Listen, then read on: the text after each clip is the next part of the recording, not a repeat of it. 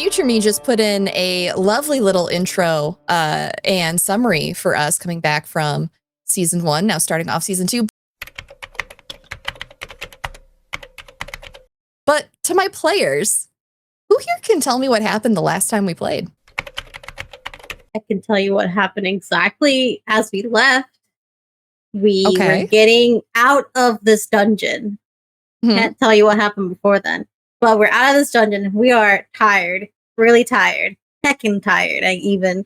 And then we are able to finally open this portal that opens multiple portals to different places. One of them being Sulong's hometown that seems to be covered in ice. Mind you, we don't know when or why this is. And another is to a court back in the Panu Republic. And then was a secret third one. There was actually 7 of them. There were multiples, yeah. One of them was the was the secret 5 other ones. One of them was the war-torn area that Sulong had seen when he got pulled in by Ray, if I recall. Okay. And as you can tell, the others weren't that important, apparently, to us or to me. But eventually, because we fixated on Sulong's hometown, and because we were so unsure, we ended up going into the portal for the court in the Panu Republic. Okay. Because there was a lot happening that we had to go. I think we had to warn someone of something. I'm great at this, guys. And then we come in and to see the king and queen going down the aisle to their thrones, and the queen is none other than fake Arabelle. I don't know her name. Or real Arabelle. We aren't sure anymore. Maybe it's a mimic of a mimic of a mimic. It's some facet of Arabelle. That's not Arabelle. I don't know. All right. You know what? Good enough. You were pretty close. Satan and Zach, both of you, Zach, since you helped out, both of you take a point of inspiration that will expire at the end of this session. So y'all use it. Once you got through the temple, seemingly long forgotten, you all came to a final room with portals in it. And as you followed your fate and chose your portal, you all decided to walk through one together, which landed you back in the Panu Republic. At an event that you knew wasn't supposed to happen for 3 days yet. But here you are, standing in a beautiful ballroom as people dance about. Off to one side, there is a long table laden with food and drink. And just as you were all acclimating to the scene, someone walked in that you recognized. Someone who looks an awful lot like the woman that you spent 4 levels living with back in Dulhen, who represented someone named Arabelle, whom everyone in town seemed to know, and later revealed herself to be in opposition to your party's goals. As King Yalan and Queen Euphenia walked into the room. You are certain that you are seeing what you have described? Yeah, I'm pretty sure we're in the palace right now. You're terribly sure this isn't a hallucination from inhaling spores? They do have that effect, yes? This could be a nightmare. A wretched, spore-induced nightmare. I think as the others are talking, Yuiza is kind of, the sound kind of fades off from her senses, and she just hears this almost loud, like tinnitus sound growing louder as she just stares at Euphenia. She has the death grip on the strap of her satchel of her bag, and she is just laser focused on this woman and remembering the last words she had whispered to Yuiza. And she is just a moment from just losing it. I was going to say Arat has the privilege of, in this instance, not being able to see specifically who just walked in and relying on everybody else. So that initial shock that has most likely hit everybody else is not the same here, which gives him space to process more of what of where they are, what's going on, what could possibly be the case, understanding that we are 3 days from when we were supposed to be. It didn't feel like time passed that long in the temple, but from what they described about the other portals, time seemed irrelevant. And trying to get a sense of who is in this room, I'd like to pull a card. But first I want to use my scrying ability to check the top two to make sure that I'm going to potentially pull the one I hope I'm going to pull. Okay.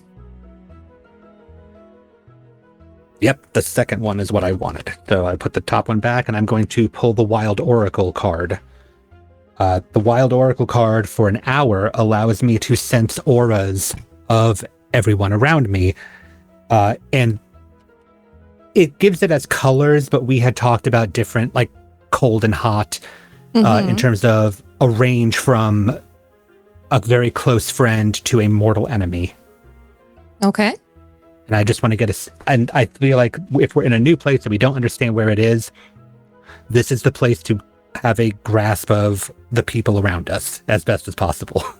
TM. Yes. RJ. Have we attracted any attention by teleporting into this room?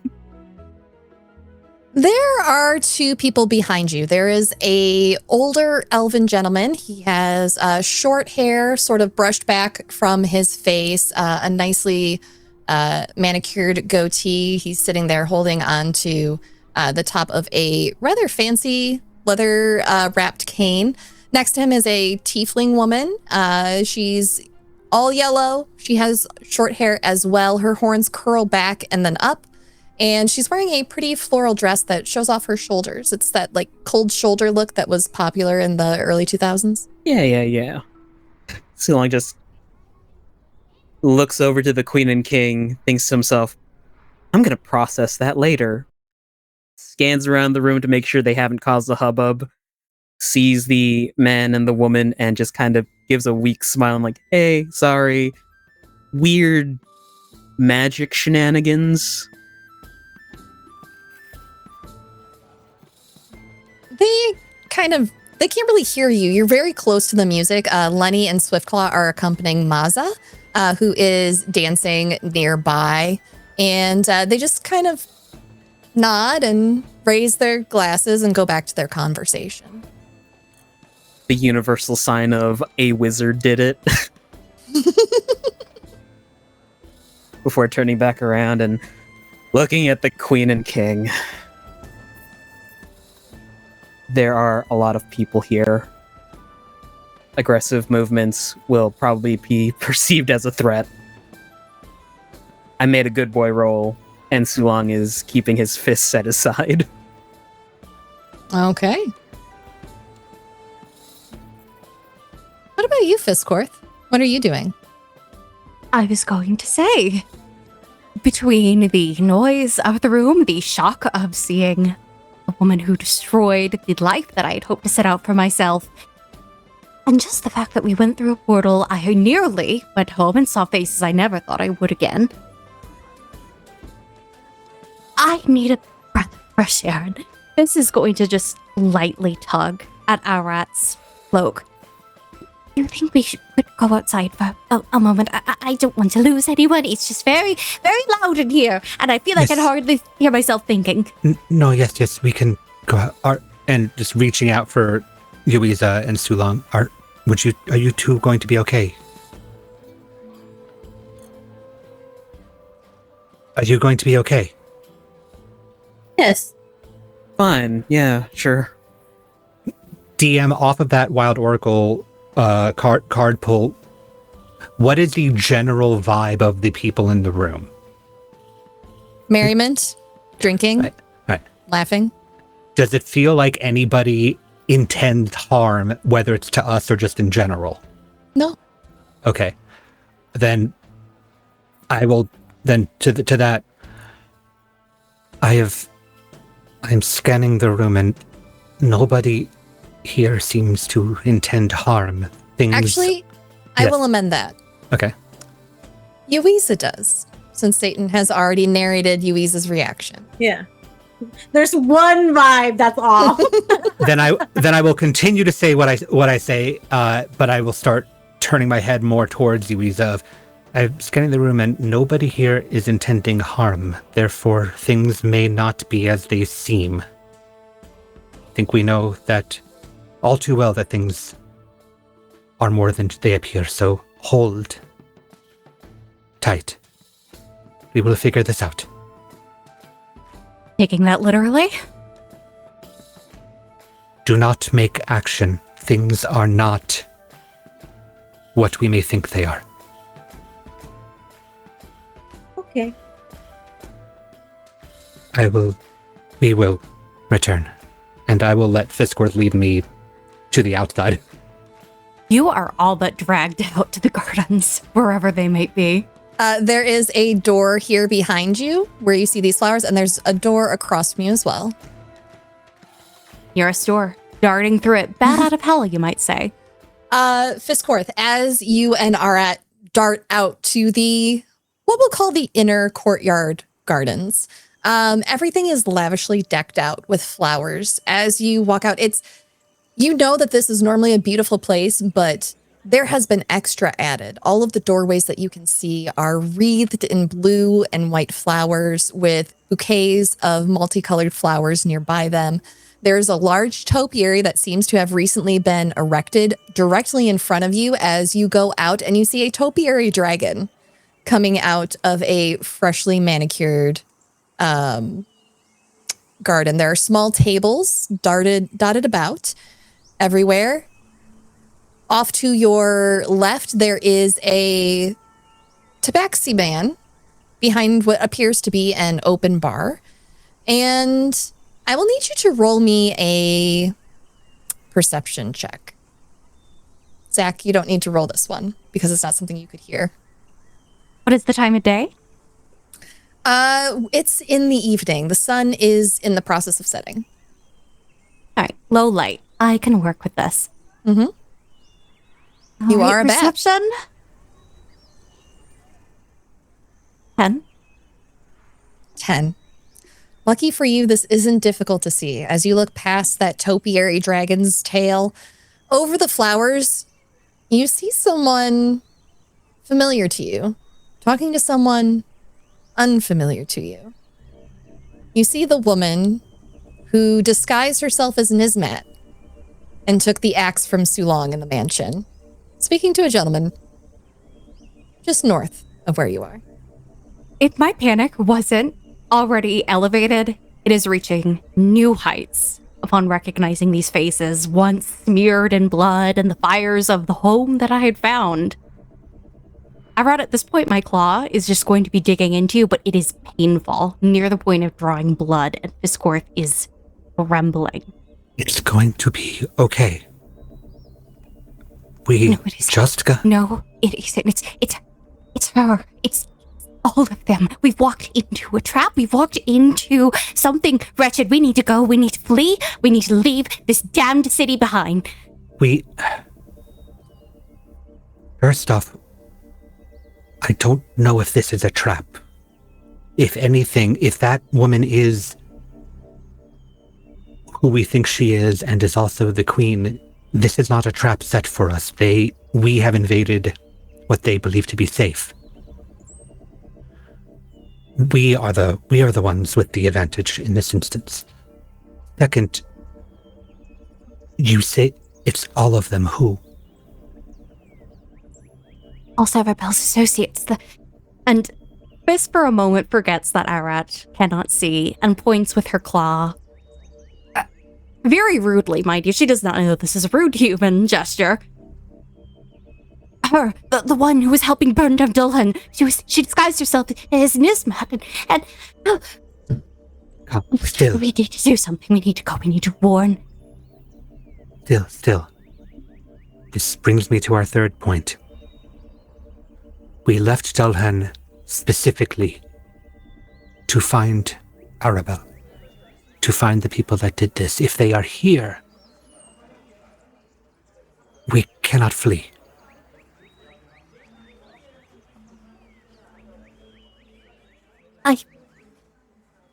And of this shrinks. I imagine she's being framed by the shadow of this topiary dragon's wings. I have seen things I did not think I was going to see again, ever. Things I thought I'd left in the past. I'm sorry for being a coward about all of this. You are not a coward. We have all of us been thrust into extraordinary circumstances. Extraordinary? I've experienced things that I have not experienced in my many years as well. But if we left for the purpose of finding them, then we have to do something about it. It may not be doing everything, but we must do something about it while we are here.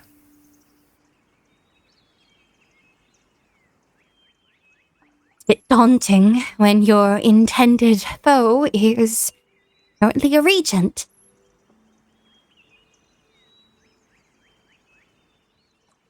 It's easy for you to say. Extraordinary is just your daily life. You are a creature unlike any other, nearly any other on the surface, who is discovering many things for the first time. I would say extraordinary is also yours. You just happen to also find it in things that others consider ordinary. If only you could see how pink I am over that statement. It's centering. I'm reminded of where I am. I'm on the surface, but I'm grounded. Her claw releases a little bit on your arm, thankfully no injury. Well, I suppose we should nose around. This is our quest. Although I suppose one of those alcoholic beverages might help. We could fit in with the crowd, as they say. Fit in with the crowd. We can make a plan of action. What to do.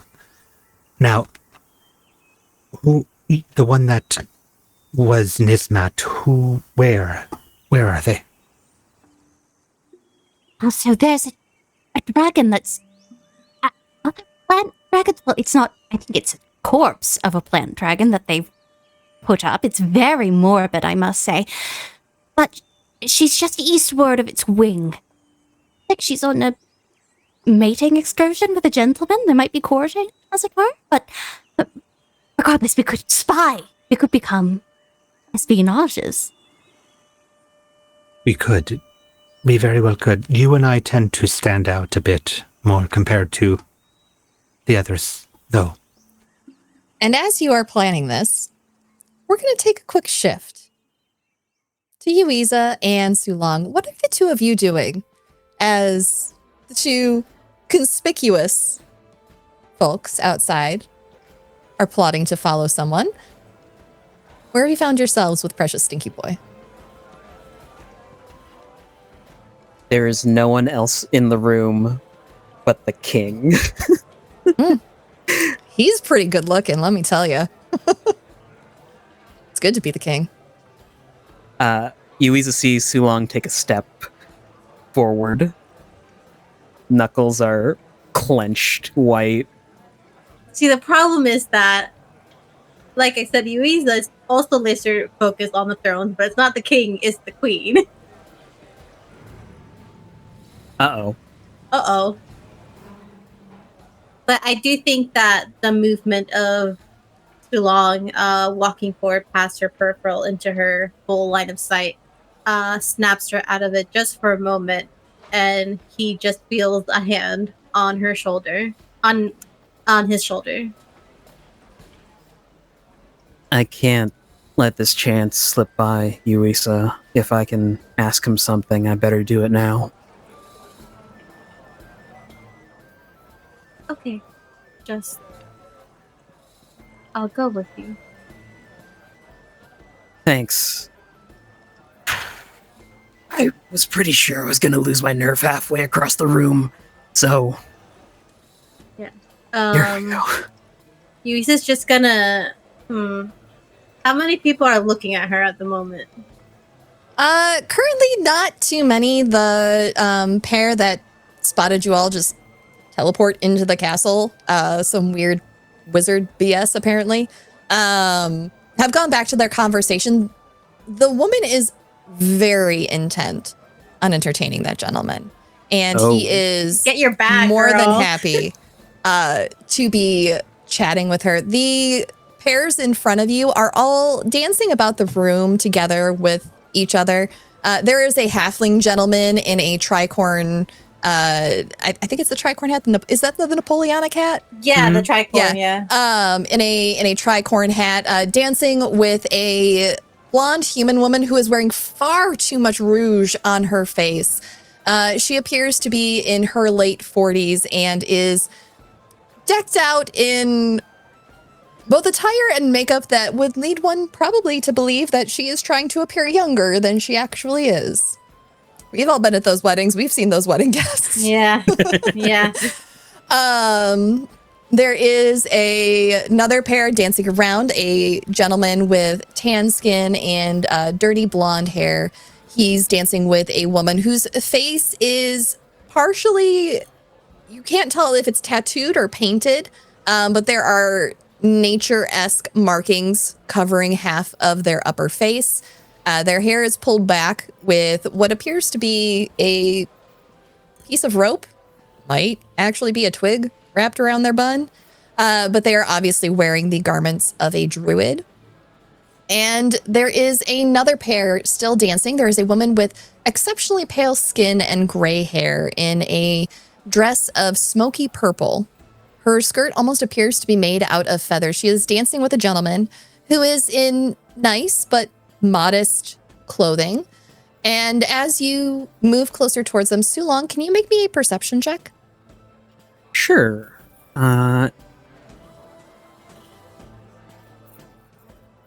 That will be a 20. 20. This person looks oddly familiar, though you know you've never met them. And you think for just a moment, and suddenly it clicks. They look like they are from Nora's family. They could be a dead ringer for one of Nora's relatives, the woman who you saved from the bees outside of her bookshop.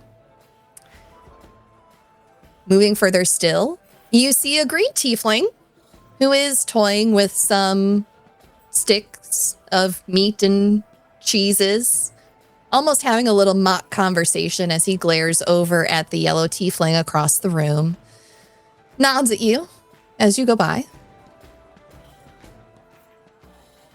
Before they head up, completely, she's going to stop Sulong and say, "Whatever you say, you know she'll use against you, right?"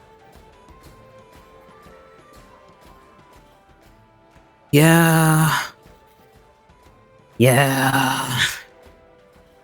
What are you trying to get out of this? Because it won't be anything good. Honestly, just if I could get eyes on Zara, just to make sure it's okay, if that was all just an illusion or something. Why not ask somebody else? She already knows so much about that. In the case that if something is going wrong there, then the king's already here. I can ask for help. Okay, just... She's gonna turn her around, put her hands on her shoulder and turn her around. She's gonna quickly use prestidigitation on him. Clean up his look and hers as well. She, for a moment, thought about changing her appearance, but it was not the eyes that were around that dissuade her, but she wants... If Sulong's gonna go up, she wants this woman to know that she's here as well. As you two prepare to go and speak to the king and queen, they are speaking with two people already. There's a woman in a bright purple dress. She is fanning herself and hiding her smile behind the fan, as courtiers are occasioned to do. And there is also a drow gentleman. He's dressed in dark velvets and a fur-lined collar. Between the king and queen, they are both standing, but seated between them is a peculiar person. with blue skin and a shock of pink hair behind 2 blue horns that protrude from their forehead backwards. They look maybe to be a tiefling, save for the giant feathery wings that protrude from their back. As they sit there listening and nodding along to the conversation, they turn their head about the room, and as you watch this group conversing, you realize that just like Arat, they also have their eyes covered. Too long, as you turn around, you notice another familiar face in the crowd, as Ren has walked out of a nearby chapel door to sit down and begin speaking with the satyr gentleman seated nearby. Just gonna elbow Yuiza real quick and do the head nod point over to where Ren's sitting. Who? Yuiza's just gonna look at Too Long. He is the youngest Zarin counselor, and he's my friend. Okay. Is that what he's telling her? Why is he here? Hold on. I'm gonna banana Ren. And as you say, why is he here? Hold on. Fisscourth, Arat, what are the two of you up to in the garden? I'm going to say to Fisscourth,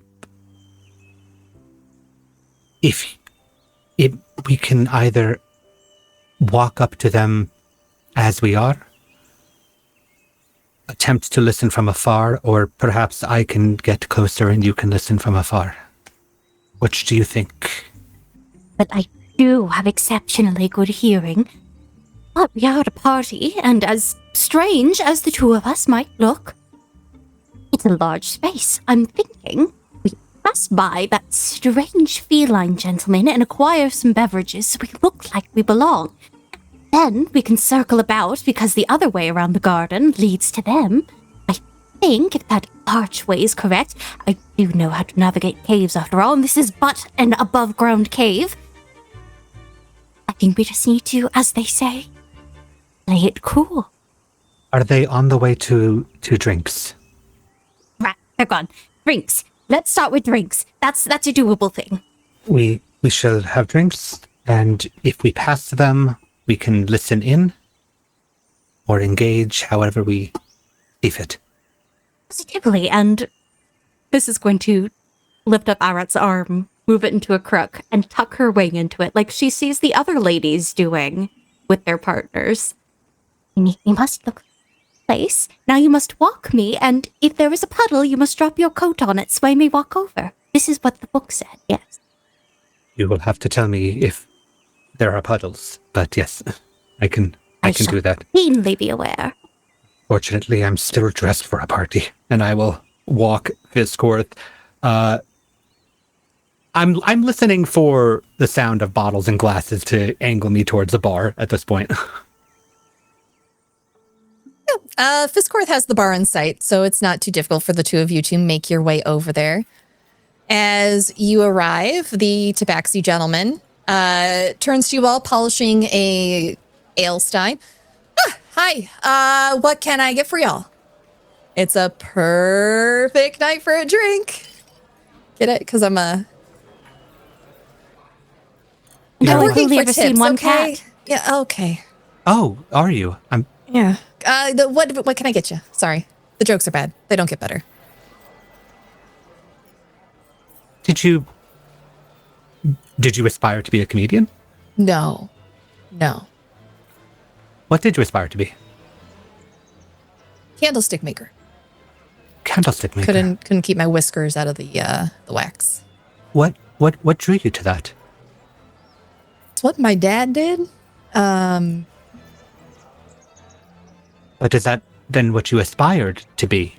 Or is it what you thought you had to do?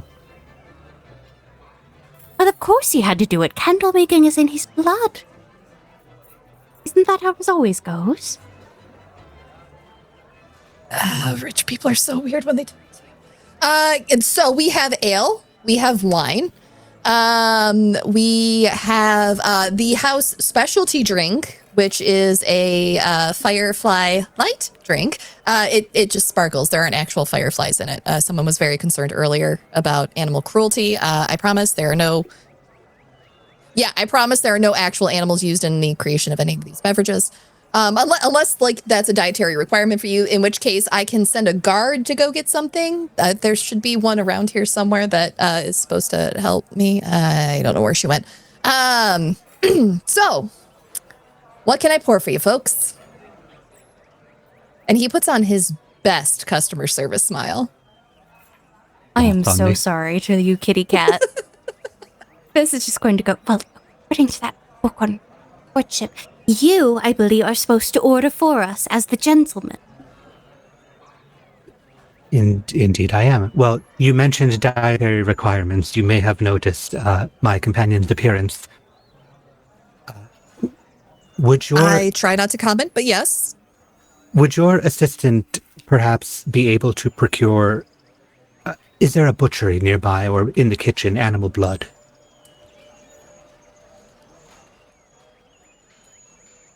I will go find out.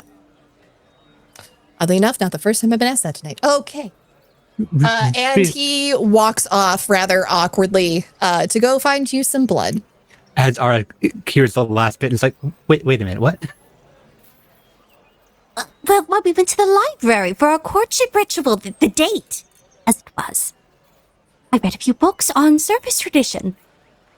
No, yes. You're absolutely correct. I was confused that somebody else had made the same request I just made here tonight. Perhaps there's another Ahuling here that we have not seen yet. Or a volunteer. I should hope not. Well, perhaps they're friendly. Maybe they're well battered. I mean, if they're asking for animal blood, clearly they're not feeding on anyone else. I do mean to say thank you, Arat, for remembering. Be told outside of there and the filth that those slime molds had to offer. I haven't had proper sustenance in a while. I am right there with you. I was really hoping that he had some personal dreams that he wanted to reach for. But business overrides. Business overrides indeed. But Elism and its wretched yoke, truly. Well, perhaps we could find some loving couples around here to take dreams of romance and babies. That's always a good thing to dream about. People dream of that parties all the time, so I'm told. Reproduction is a common hobby up here.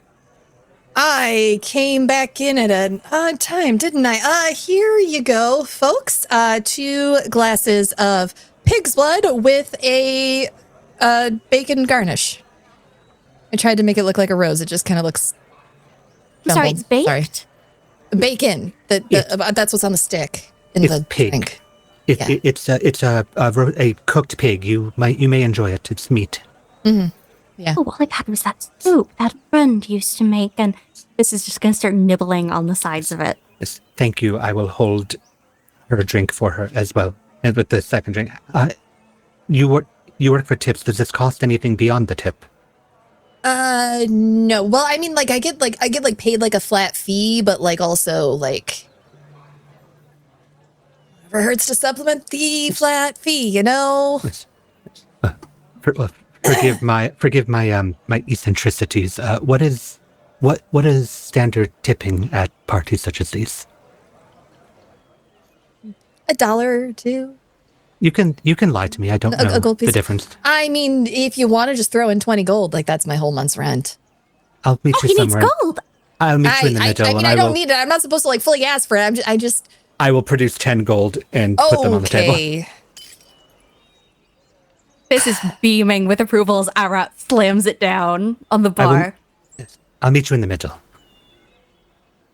That way you can continue to feel as if you are earning it, but I've helped. You sure did, pal. Thanks. I hope you use it to bludgeon your landlord.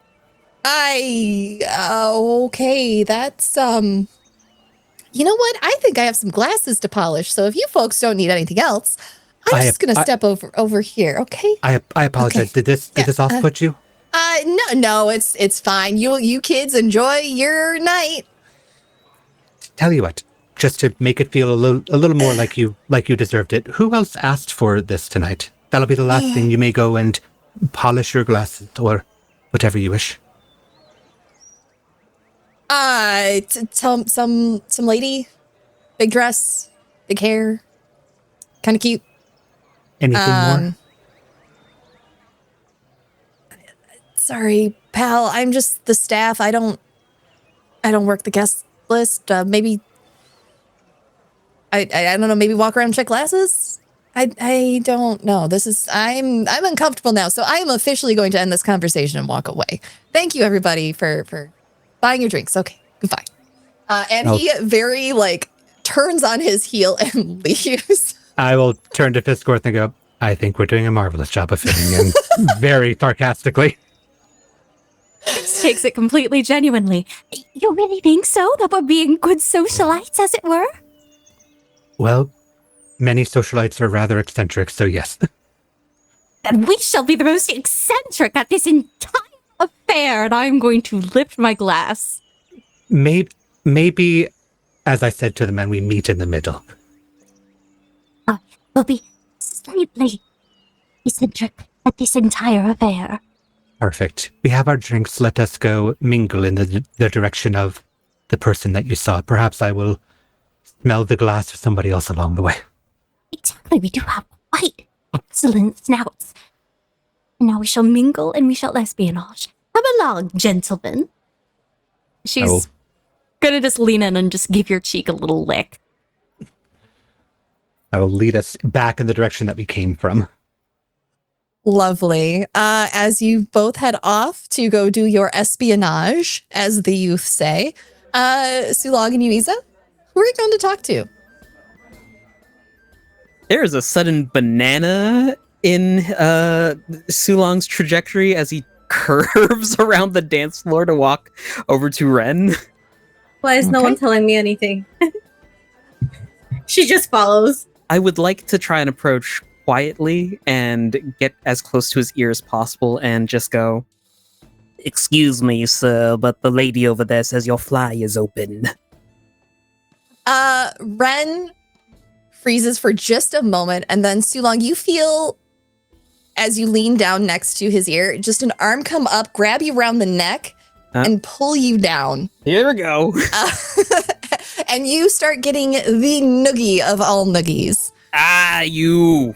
What are you doing here? Why are you sneaking up on me? This is not cool, dude. This is not cool. Your fly is actually open. I don't even have pants on. They're robes. And he lets you go. Okay, so before you ask any questions, a wizard did it, ? Did what? We got teleported in here. Hey, have you been home recently? I was home when I left to come here. Yeah, how recent was that? Not too long ago. Why? It was, I don't know, it took like a week and a half to get here. Maybe? Yeah, because week and a half. I don't know, time's weird. My party and I just came from a dungeon, and I saw a portal back home, and it was covered in frost. Hello. You were in a dungeon. Yeah. Oh, sorry. Also, when did you get more arms? Did you have those at the last meeting? No, I sort of grew into them. You let me experiment on him. Yeah. Hi. Hi. Who's your friend? Hi. This is Yuiza. She's a part of my party. Hi. I swat his hand. Nice. Yeah. Dude. I'm Ren, one of the council members of Zara. It's a pleasure to meet you, ma'am. And as he reaches to take your hand, he is wearing Zaran robes with gloves. They are a very ceremonial garb. This is obviously like a fancy thing, and he wants to look good. He has glowing lizard-like yellow eyes, and his hair is pushed back behind horns that don't quite look tiefling in nature. Mm-hmm.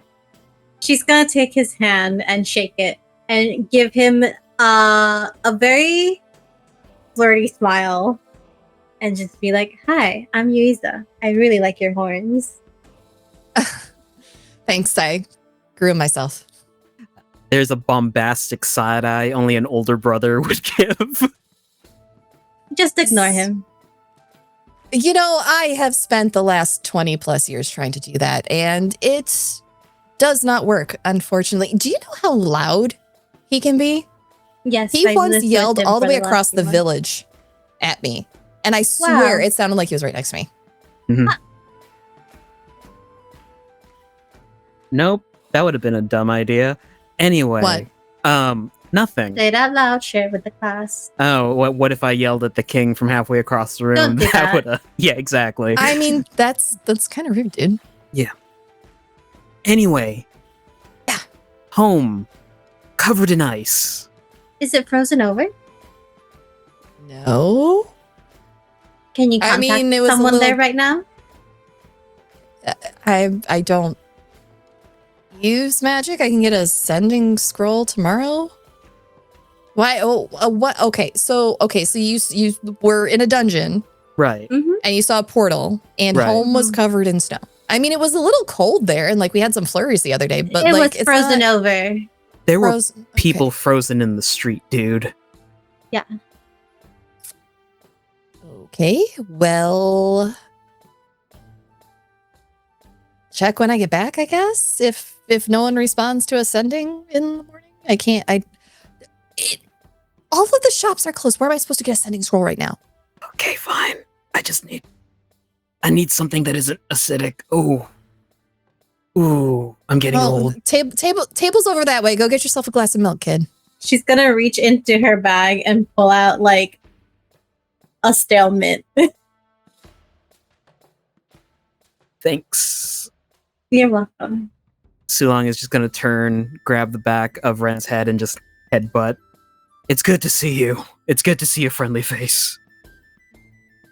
And he'll go off and get some milk. He's going through it. Yeah, I can see that. He didn't have that crease between the eyebrows last time No, I saw him. I will say it grew there with a little bit of my help. So I'm pretty proud of that. Oh, well. Congratulations, I guess. Yeah, you two are really cute together, so. Oh, no. Ew, no. He's like my Okay. brother. I mean, very handsome, but Well, not Sulong's girlfriend. Would you like to go grab a drink? I'm supposed to meet with the king and queen in a bit, but they're deep in conversation, and I think it's gonna be a while before they get to me. Yeah. So I'd love to have a drink. You know, I'm actually pretty new here. Do you know who that is, like, between them? They're pretty curious. I'm sorry, asking outright is pretty rude. I'm not used to these fancy things. which one? The The old guy wings with the and- velvet, or the lady? No, the guy with the person with the horns and the wings and the blind. Oh, yeah, that's actually the court oracle. They never like come out to stuff apparently, but tonight they did. How interesting. I didn't know they had one. So, Yeah. you're like the youngest counselor of Zara? Yeah, I am. Yeah. How did that happen? Tell me about it. Well, so I decided that I wanted to go into government a long time ago. Honestly, it was at Sulong's insisting. And as he starts giving you this big long tale of how he got involved in local city government to make his community a better place, he will walk you outside arm in arm. Essentially, he just didn't see any other path for himself. He saw things in the community that he thought he could improve, and he knew that with his position at home and his family's business, that he'd be a shoo-in for the role when a position on the council came open. So he campaigned, and probably with Sulong's help, he got the position. She's actually very interested in the story, but she takes a moment, whether he's turning away to like grab a drink or order a drink, and she's going to cast message towards Arat. wherever she saw him, like in that direction, and we'll say, the King and Queen's Oracle is out. They're with them. The Nismat imposter is out here.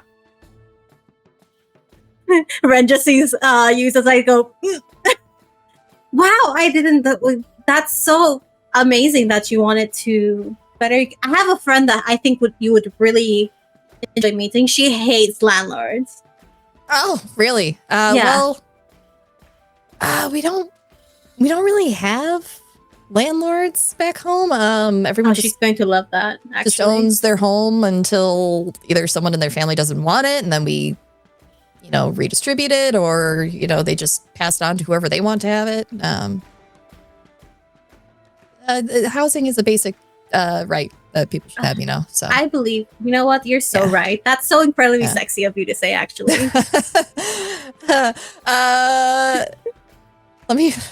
Please let me roll. How easily does your friend blush too long? What would that be? Constitution? Yep, I'm making it con. He gets a little pink. He rolled an 18. Yeah. Wow, I feel like Zara really lucked out. Young, handsome, knows the law well, is for the people. Really, Long should be telling better stories about you, I think. What stories has he told about me? Does he talk about me often? Sometimes. I think I heard your name mentioned once or twice. But honestly, I thought you look a lot different than what I thought. Good different or bad different? Oh, very good different. You're very handsome. And on that note, as you flirt with Sulong's childhood friend Ren, as a sister would, Arat and Fisscourth, you two, what are you up to? I believe we were walking back in the direction of where Fisscourth saw the Nismat imposter. But as we're walking, getting Yuiza's voice popping into my head reminds both the character and the player of an item that he has. Yeah? So I'm going to stop really quick. And off of the pouch, off of the hip pouch where Arat keeps his cards, are 2 charms that he was given, and he grabs the sending charm for Toby. Okay. That has 2 charges. And I'm going to send a message to Toby. What is it? 25 words? Is that what a send is? All right, 25. We are at the Panu Republic castle. The queen looks exactly like Arabelle. And the Nismat imposter is also here. Please advise or come here. Hey. Roll me a D100 to see if it goes through to him. Okie dokie. Sarah Roberts, please. Please. I've got this giant D100 that I'm going to just put in. There's a fun chance someone else gets it. I got an 81. An 81. Okay. Hopefully it's not an odds or even situation. We'll see. Oh, no. This is if it gets to the plane that he's on. Oh, cool. Okay. All right. You send your message. You don't get an immediate response. That's okay. I don't know any better. I was given a sending charm to try to contact him, so using it as we continue to go in that direction anyway. Wherever they were. I'm relying on Fisscourth to lead me in the direction because I can't see them. If it weren't for the sensory nightmare, Fisscourth might have noticed you tense up. But right now, she's doing her best to mask and be a lady, and is taking delicate little sips of her blood, and also swiveling her little ears around like radar bars. Or radar, what are they called? Dishes. Dishes, trying to listen in for this couple. She's trying to remember that voice from that horrible night. Mm-hmm. How close are you getting to them? About yay feet. I mean, I don't know what yay feet is. You're looking at the map again. Arat doesn't have a sense of this, but if there is a table that is like I see tables, so if that's a reasonable distance there from are them, tables. then we're sitting down. I'd say. Okay. yeah, just sauntering along, pretending to look at the gardens, definitely not spying on anybody. And then, oh, my feet are tired. I need to sit down. Would you take off my slipper and rub it? Is Fisscourth wearing slippers? No, she isn't. She's got bare feet, but that's what the book said. That's what courtship said. I love this. When we're home, okay. Dear. No foot stuff in public for free, guys. As you sit down, the pair that you are trying to eavesdrop on have moved to the opposite side of the well that's in the garden. They are now seated on a bench. It's fairly out in the open. Go ahead and roll me a perception check to see if you can overhear them. Rolling physical this time, because I'm not making that mistake and using digital dice again. I'm using my lapis lazuli dice. Okay. 25. 22. You both overhear this gentleman telling a very animated story about one of his latest hunting expeditions. It's the verbal equivalent of white guy holding up a fish. And it goes on. And on. And on. Do we take psychic damage? The pose changes. You can if you want. You can No. force it on yourself. I like she's getting tortured, you know? But you hear her ask a few probing questions. Like, where exactly did that happen? Did you see anything unusual when you shot at that buck? What did it feel like in the area when you were walking through the trees? Very odd things to be asking someone that are so specific to boring hunting story. Insert here. Well, she certainly hasn't read the courtship manual because she's asking questions that seem too personal and are more invested in her own interests, as if she's...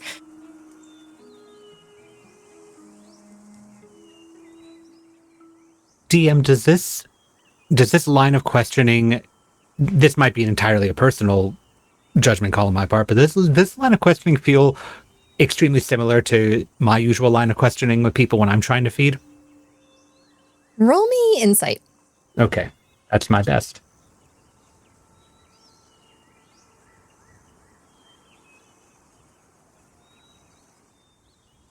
$24. You get the feeling that she is interrogating him on his experience without him realizing that he is being probed for information. Well, we either listen into this and then attempt to follow her more, or we walk up to her and see how she reacts to us. I think it would be best to keep a low profile, but questioning it. I just thought she was being rude, but no, she's trying to find something out, something that might relate to us, which makes me think. Not now. It may pull not... me in for a kiss.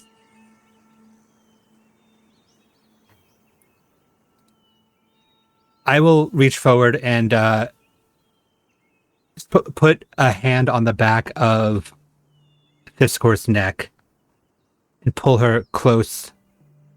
And when my nose touches hers, I will continue to talk as I say, I don't think this has to do with us. I think this has to do with another target. This man may be another target of hers. Right, they think they've burned down Dolan. You're absolutely correct. Also, you have a very striking mask. Do you know that?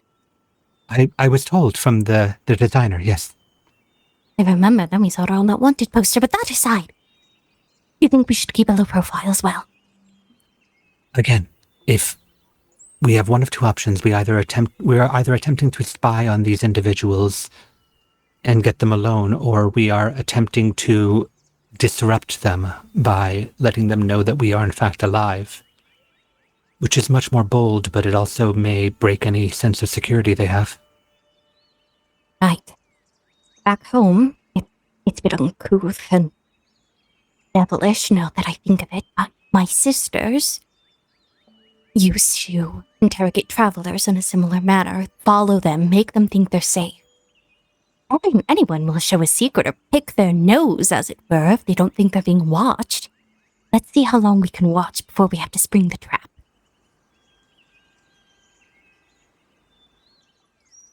And I guess, then we will continue to eavesdrop to get a sense of either what she's trying to get, or once this is done, see if we can tail her, maybe. As you are doing that, Sulong, how's your glass of milky milk treating you? Where'd you go? He went over to the buffet table and probably took up like some bread and some cheese, and then turns around and just mutters, "They left me." They always do, dear. Just look at that one over there, chatting away with another old man. Some things never change. Oh, don't eat that one. I saw someone cough on it earlier. Oh, thank you. The green tiefling whose horns go straight up and curve out a little bit at the top. They're tipped with gold, and he is dressed impeccably as you turn to address him. Sulong will just quickly like pat his hand on his shirt to clean it before like giving a small bow. Sulong, pleasure to meet you. Pleasure to meet you. Ooh, look at you. 4 arms, more muscle. I like it. We're working with it. As he reaches up to feel all 4 of your biceps. So, you may call me Devotion. Oh, nice to meet you. What are you doing? Nothing. Just sizing you up. Oh, okay. You know, if you hook your hands around there, and he'll lift. You are a fun one. Save it for later. That I don't like a audience. Not my thing. Who left you? My best friend, who's the Zarin counselor who's attending today, and one of my party members, who's the head nod over to the yellow tiefling man. I see. So you know Ray. Ren, yeah. Ren, sorry. Yes, you know Ren. Yeah, I campaigned for him way back when he was starting out. Interesting. You don't look like a politician. Dressed much too rugged, much too general store for that sort of thing. And he almost starts to circle you, Sulong, like a wolf does its prey. Well, he is circling an oak because I am a rock in this spot. Yeah, you'll just chat a little bit. It's really hard to ignore someone when they're yelling at you from 10 feet away. Oh, don't I know it. Usually I just teleport away from my sister, though. Works, most of the time. Depends on how many spell slots she has left. There was a red string that connected in my head real quick. Anyway. So, just here to entertain yourself or party? Oh, no. I'm here to meet with him. And he gestures to the gentleman that his apparent sister is flirting with on the opposite side of the room, the yellow tiefling one. Oh, we have some business here that we need his support for before we bring it before the king and queen to get their support. Because, you know, public works projects have to be this big fancy thing now. Oh, yeah, the bureaucracy of it all. It's Jeez. exhausting. So, but if we can get it, we'll have a new park built. And I get to name it after me. Devotion Park. I think it has a nice ring. Yeah. Oh, jinx. You owe me an ale. I think there's a bar outside. There are also beverages here if you like room temperature wine. I'm pretty sure I can convince someone in my party to whip us up something cold. Ooh. Even if it's warm. Have you ever been to the other kind of side of the continent? You need to come to Tiefling Town sometime, he says as he puts his arm around your neck and starts walking with you towards one of the bars. There's a Tiefling Town? Oh, yes. Yeah, so you're from Zara, right? You know where Kawfolk is, just a little south of you all on the mainland. Right. Well, when you go to the south side of town, past all of the yuppie shops and bagel places that they've added in there, go past the main park in that little area, and just past that is where the Hellmouth is opened. And we've, coined the term Tiefling Town. We're like a town within a town. It's mostly tieflings. I mean, obviously other people come and live there too, but we just, feels closer to our roots there. I'm sorry, did you say Hellmouth? Yes.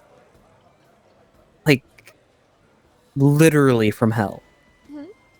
The good senator over there, and he gestures as you pass by to the gentleman his sister's talking with, was absolutely instrumental in getting it its own sanctions and recognition. Now the people there maintain it, make sure the tear in the rift is healthy. It doesn't expand any further. We have some of the finest magicians working on it. They are just, their brains are so big and juicy. I could just eat them right up, I tell you. And if we get this passed, my park will be right next to it. Prime real estate. Oh. If I'm ever in town, you should show me around. I'd be happy to. Say, have you ever vacationed in the Hells before? No, but there was a small stint in some sort of war domain. I didn't really like that.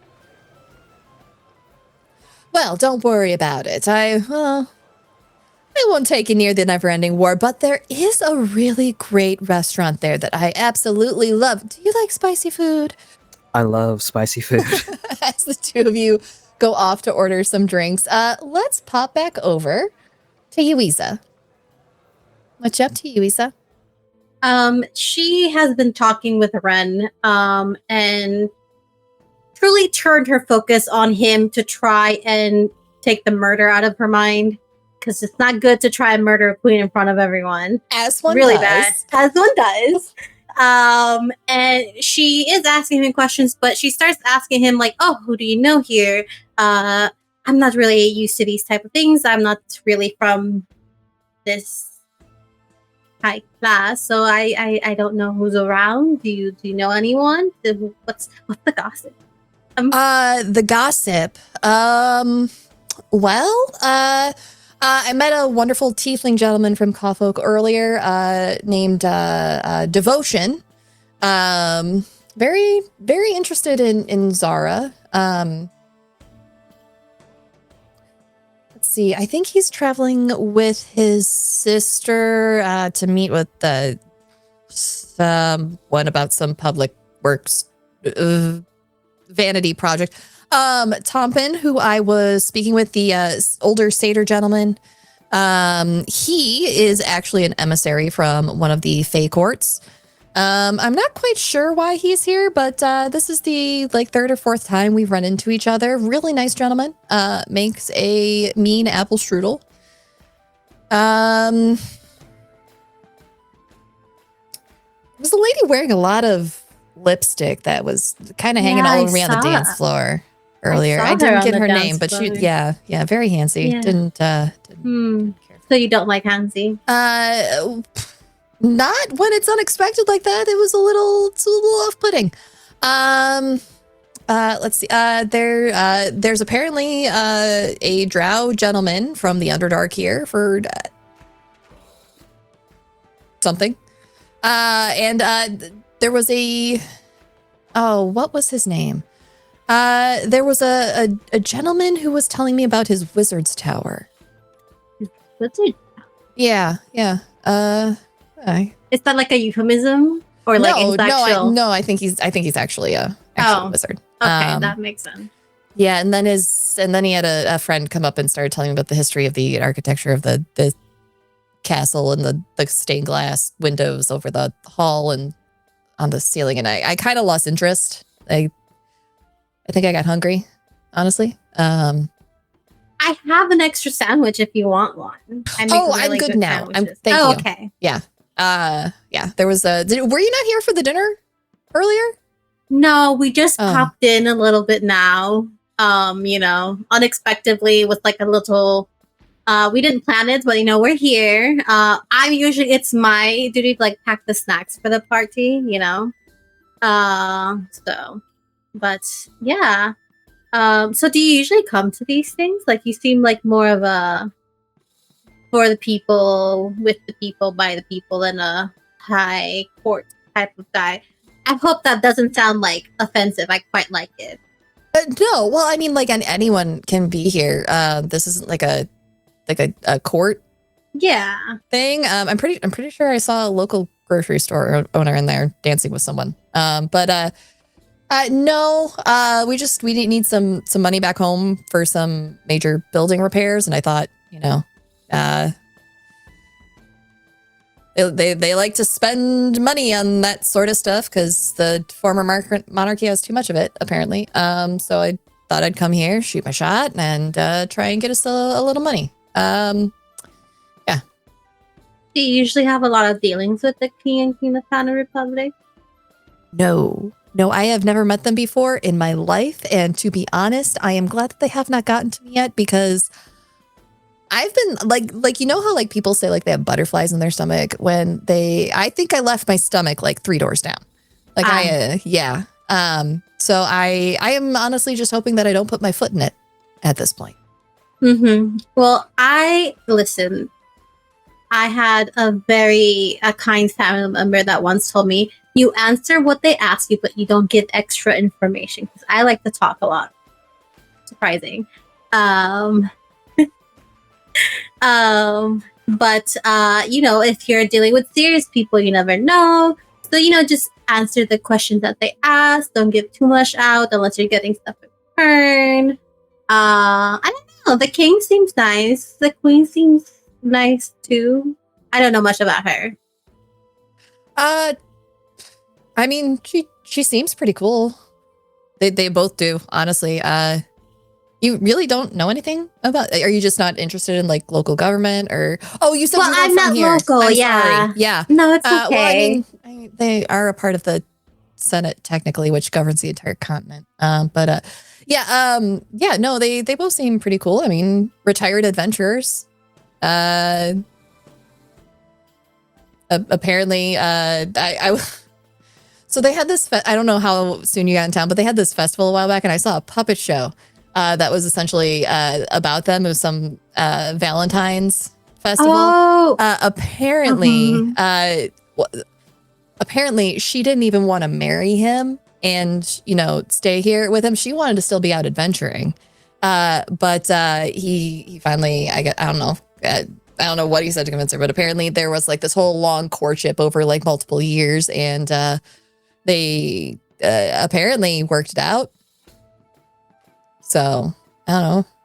I think she sings too. I think someone said she was a bard. I don't remember. Maybe? Or did they say that she had a bar? Anyways, Yalin actually is one of the few kings to inherit the throne rather than be elected to the position. His father and grandfather held the position before him. And then he did it when he retired.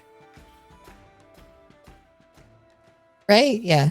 So, So, yeah. So, like, is it usual to, like, inherit the throne? Because you said they pick... I thought monarchy was, like, always inheriting the throne.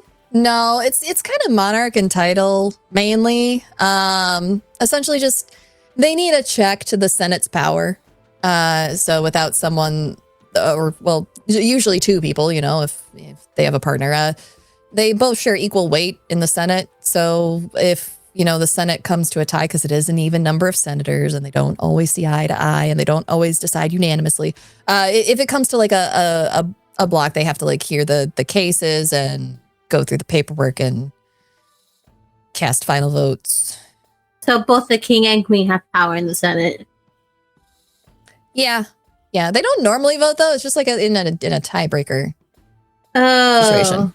So other than that, they're just kind of slowly working through redistributing a large amount of wealth that was left to the city. So. Mm-hmm. Sorry, I'm writing things down as a player. Okay.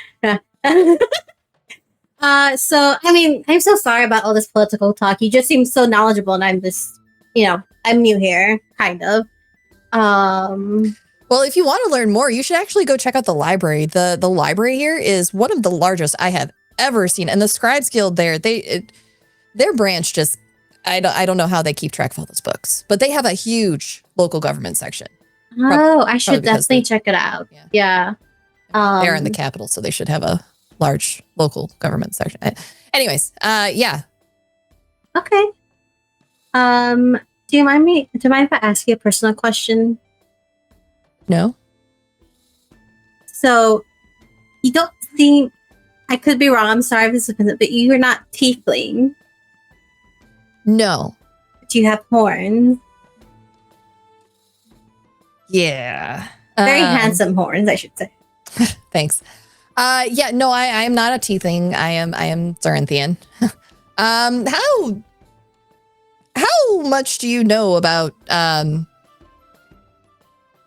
much has Sulong told you about the people of Zara? Not a lot, but assuming by the fact that he grew like 2 extra arms and didn't really freak out about it, I'm going to assume growing appendages is kind of normal. Yeah, not everyone does back home, but it's a trait that's rather prevalent, shall we say, in certain families, and Sulong's and mine are 2 of them. Yeah. So and that's like you seem like a little like not upset talking about it, but maybe it's not. I mean, there's nothing to be upset about. I mean, it's just who we are, Exactly. So, I mean, and honestly, his forearms have been so useful. I'm just saying, he can carry like extra grocery bags. That's going to be such a headache if he comes back and takes part in the spring festival trials. Yeah, I feel like that's cheating. I'm gonna have to write new rules. Yeah. No, it's not cheating because it's a part of him. Like, yeah. It's not magic interference. But shouldn't you like pair him up with someone that also has 2 extra appendages, like arms and legs? I feel like that would be more even. I don't know anyone else who does. Oh. Yeah. As Ren is realizing there's a bit more paperwork to be done, Fisscourth, Arat, what you up to? You still stalking your prey? Listening. And I know the other card on the top of the deck from my scrying. I know how it could be used, but it is complicated, and I will start to express this to Fisscourth of if we wanted to get a better idea of what's going on, we would have to find some way for that man to leave and someone to replace him, possibly Yuiza, or with the right card, possibly myself.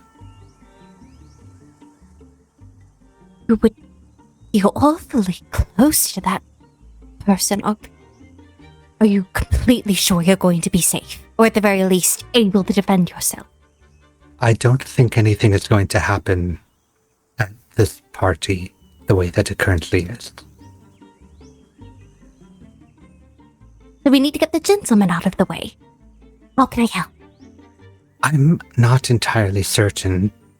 Something to get him not there so that he could be replaced, but that's only if we are doing this versus regrouping with everyone else.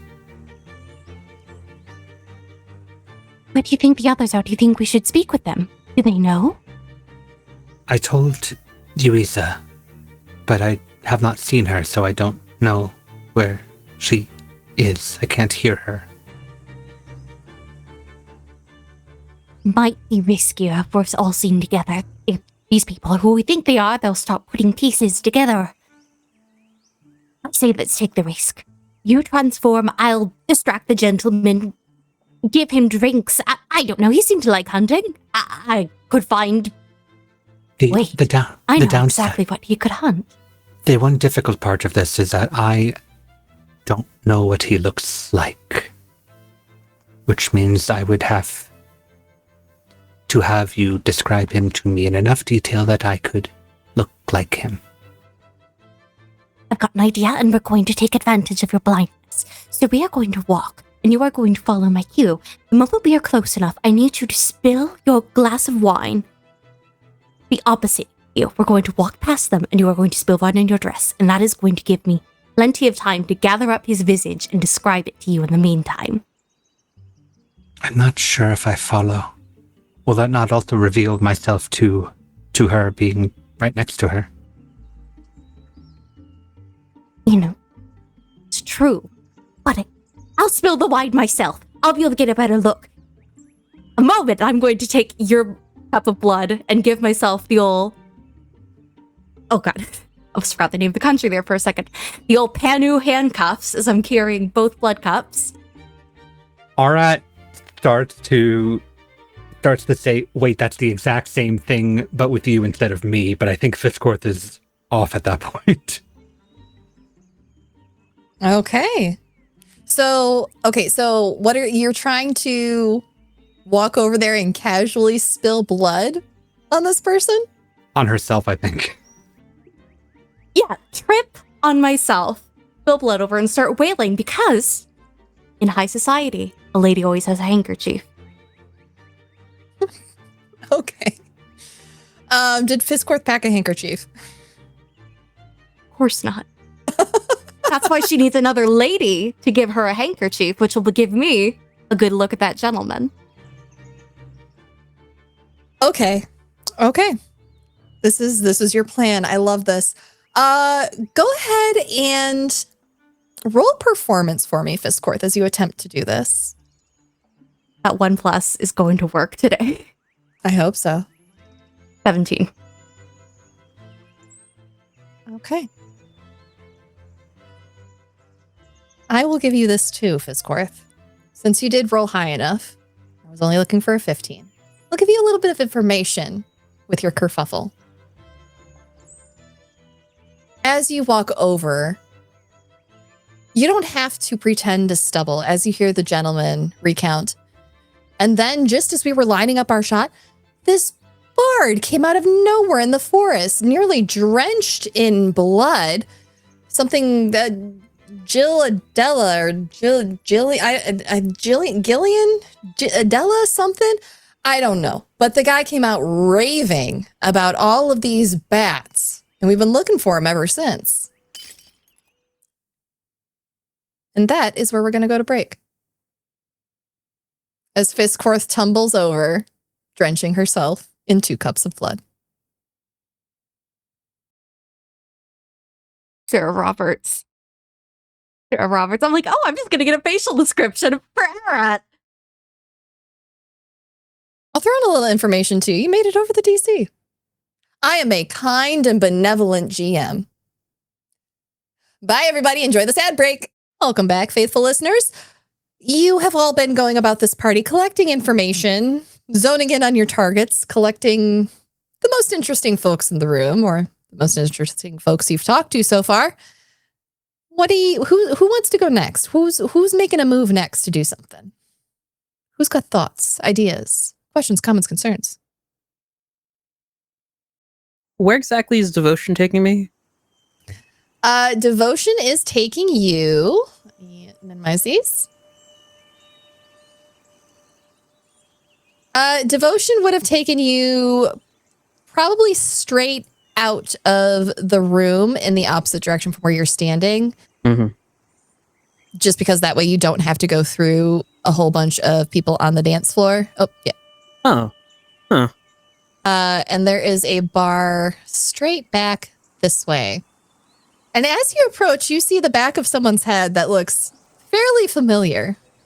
Minus the bees. Huh. Nora. Hey. What? Oh, hi. Hi, dear, hi. Hi. Hi. She turns around. She has a glass of wine in each hand.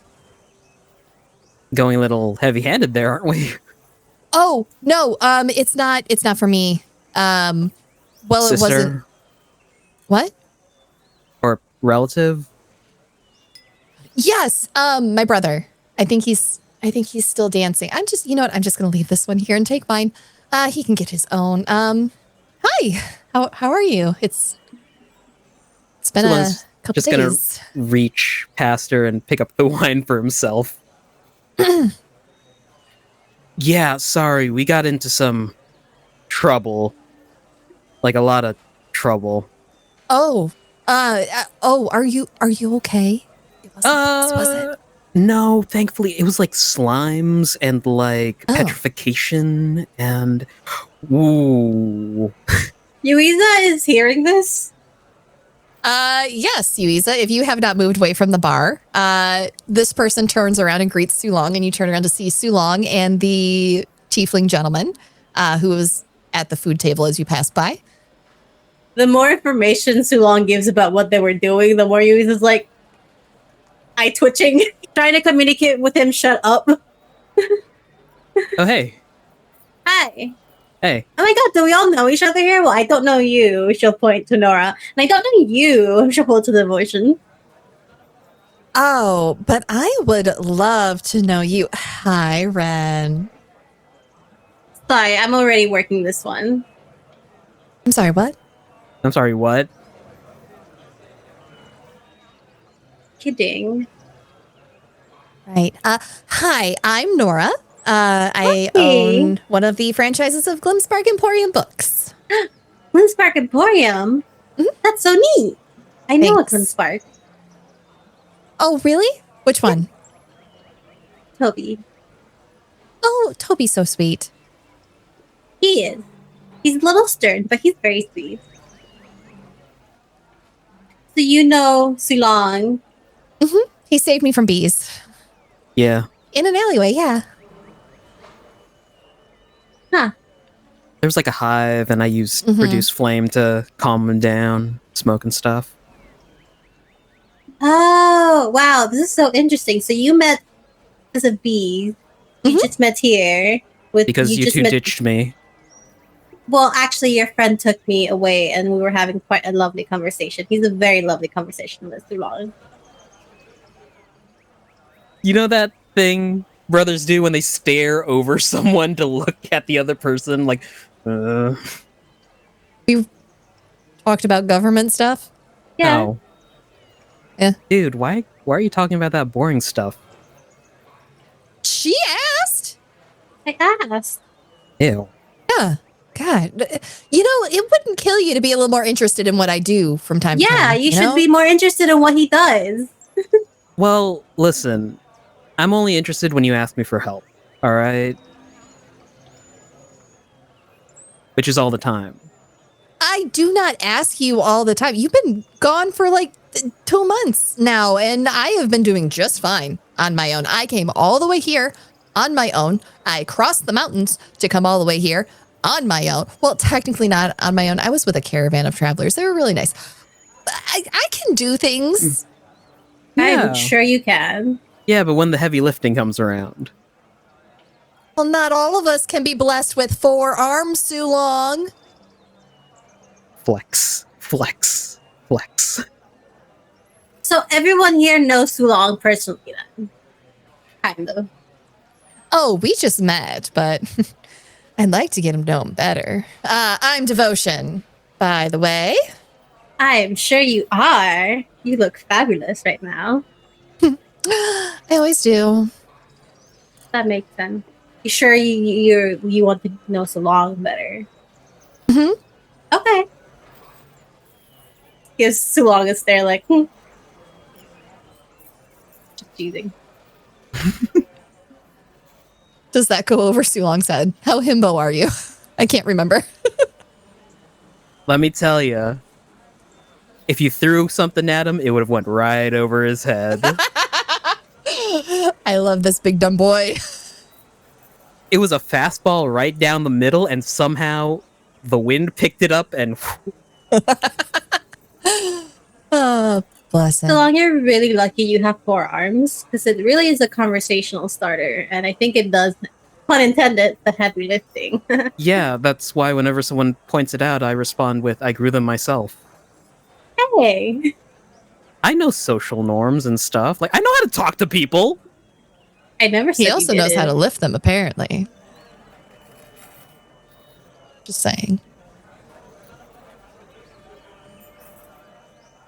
Yeah, he does that often. He should try, like, he gives the best, like, squeeze hugs. It'll rearrange your spine. Hey, so you know Sulong from a while ago. You know Sulong very well, and you... Nora points at Devotion and just stops for a minute. I'm gonna go see if my brother wants another drink. It was good seeing you. And she kind of shuffles away awkwardly. Oh, I feel bad. I feel like I should go after her. I'm going after her. Okay, bye. Sorry, Devotion. He's a sensitive soul. He'll feel really guilty if he doesn't go after her. Crap, where'd she go? Arat and Fisscourth. Let's check back in on you two for a minute, shall we? Sure. Yeah. So, Fisscourth, you have just overheard this person talking about some Gillian, Fillion, something, Adela, some bard that came out of the woods covered in blood. What do you do next as the 2 people who are conversing look down at you? Panic. This is she's patting as if she has pockets. It's motion she's seen when people are looking for something. Oh, apologies. Sorry, I spilled wine all over myself. Oh, are you okay? That's not. Was that in your cup? Please tell me that wasn't yours. And the gentleman actually whips out a handkerchief from under his armor and holds it out to you. It's monogrammed. Thank you. It was for my friend. Thank you very much. And she's going to start frantically patting at her bosom. What were the initials, by the way? The initials are GE.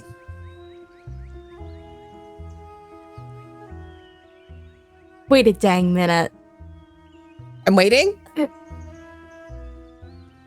This is gonna very shakily. But I am so sorry to have interrupted your evening.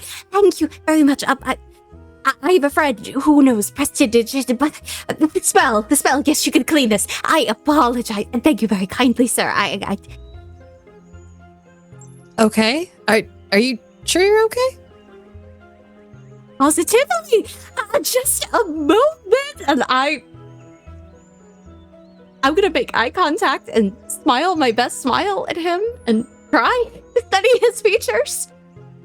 Go ahead and you try and do that, Fisscourth. I'm gonna make a roll real quick. Oh, great heavens. Are you going to stay and flutter about, or are you going to try and get back to Arat? I'm going to try and get back to Arat and return. Like, there's a moment where she's like, oh, do I return the handkerchief? Just. As you're getting up to leave, the woman that the gentleman who just handed you a handkerchief was talking to you turns coolly as you're just past her. Watch your step, Fisscourth. And then turns back to the gentleman.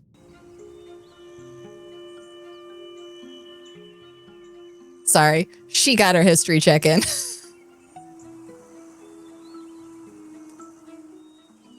DM, quick question. Quick question. Because we were doing all that eavesdropping, was I able to hear what he said that caused Fisscourth to react the way that she did and everything else? Or I mean, perception roll. Again? Okay. Yep. There was a lot of kerfuffle with Fisscourth flopping about covered in blood. 18. Yeah, you heard it. Okay. And then 2, since I still have the aura reading up, what was that woman's aura towards Fisscourth? Because it's like part of my party. I will say in this moment, they don't intend to cause Fisscourth harm. I think that's as accurate as I can be with their intent. I'm going to say that with your roll, you overheard that quiet comment for Fisscourth to watch your step. Mm-hmm. You get more of a sense that it was a subtle, I've clocked you move on this person's part. They're obviously very good at what they do. As I'm hearing that, I'm getting up from the table and walking basically until I feel a wall. Like the flower wall, to not like be in what I would imagine is direct line of sight when Fisscourth comes walking back this way. Like, for Fisscourth can find me, but they were not going to necessarily, like, spot me. I am just head on a swivel, turning around. Sees you all but runs to Arat, red eyes wide with fear. It's her. It's her. Yes. It's them. Yes.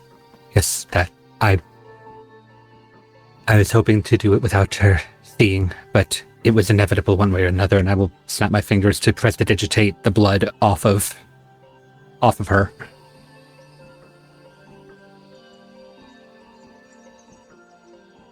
It is not a trap.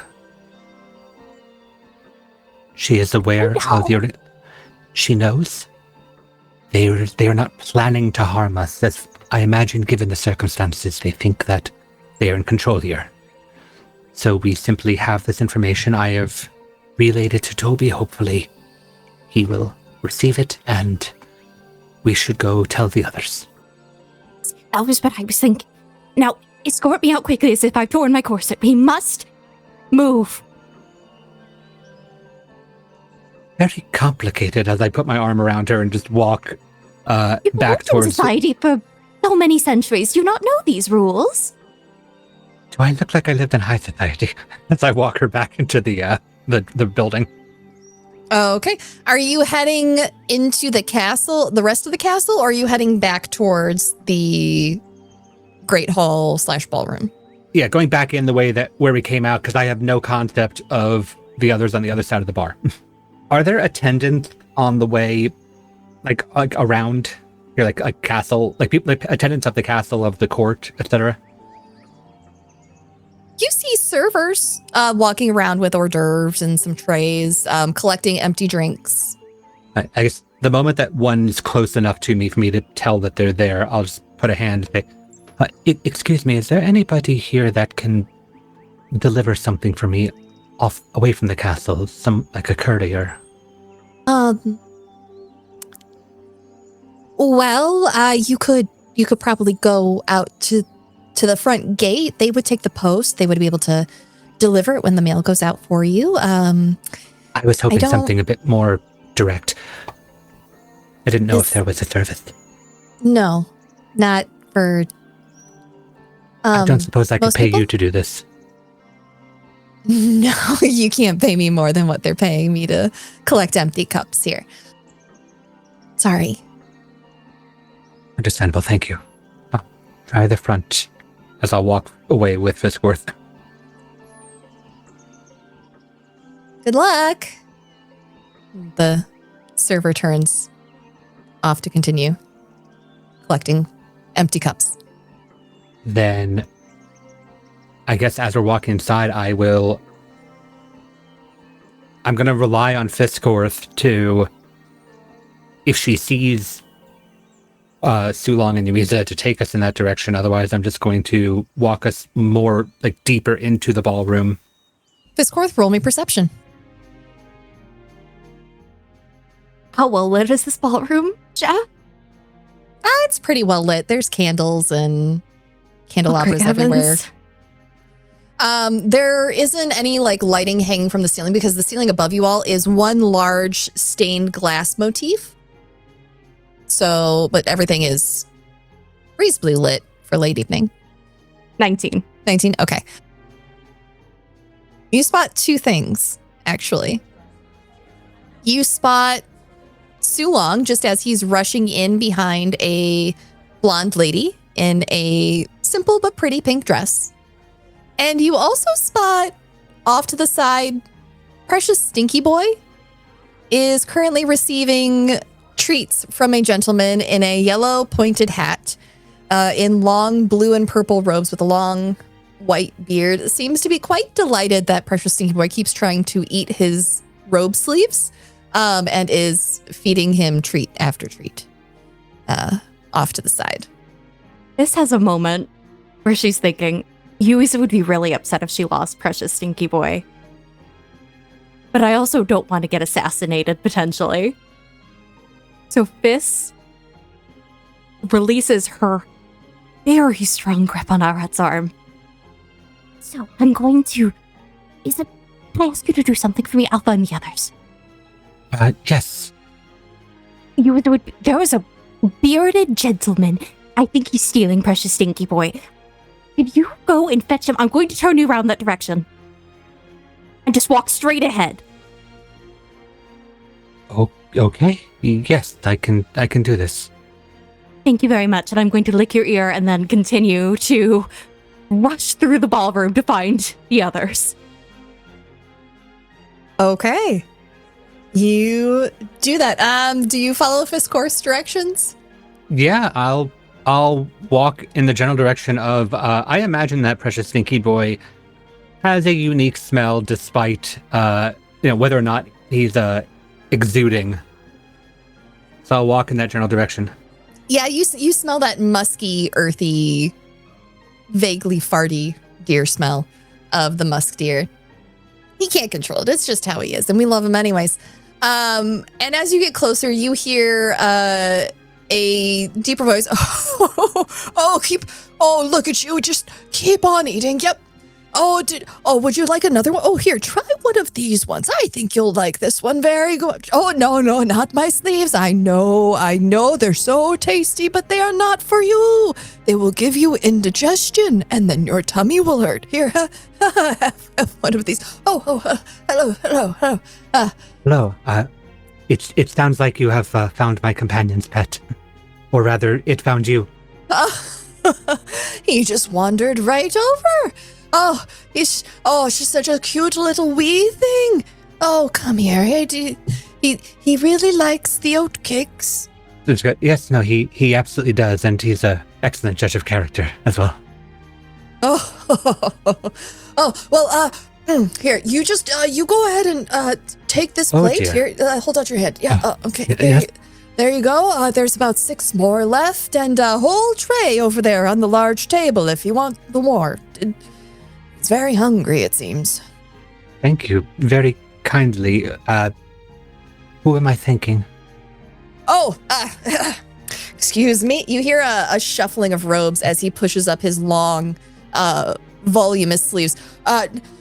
Gabriel Zendor, wizard extraordinaire. Pleasure to meet you. Assuming whenever someone introduces themselves, Arat assumes that there's a hand involved, so just put the hand out. There's a hand out. And he to- shakes your hand very enthusiastically. Arat Kshizhin, Oracle. An oracle. Oh, you will have to discuss the divine ways in which the world works between the weave and fate and how it impacts your life. I do so love sitting down with someone such as yourself for tea. You know, one time I sat down with a tarot card reader and asked her to read it. This gentleman launches into a long-ass story. He's not going to stop. And the thing is, is it very fanciful and you whimsical can eat and off whatnot? of this. Yes. Yeah, because they are. It's absolutely just going and because he lost the cup of blood, so just yes, absolutely. Yeah. He tells you this very long-winded story about a wonderful tarot card reader that he met one time. It is the kind of story that is the most nothing story, but someone is insisting on telling it to you in immense detail. But you get a good little snacky snack off this guy. And when I have my fill, I will find a way to excuse myself and lure Precious Stinky Boy with the oatcakes in the direction of Fisscourth, because I imagine I can hear her nails clicking somewhere. Farewell, Mr. Kshizhin. Farewell, my little four-legged friend. We shall meet again. We shall meet again, my friend. And he situates himself back down with a flourish of his robes. So long. Hello. Nora got very uncomfortable and ran away from the situation. Zulong is going to try and catch up and just not grab her arm to get attention, but just pat her shoulder, hey, hold on. Hi. Oh, hi.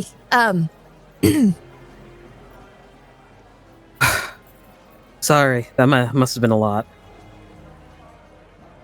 A little, a lot of a little. Yep.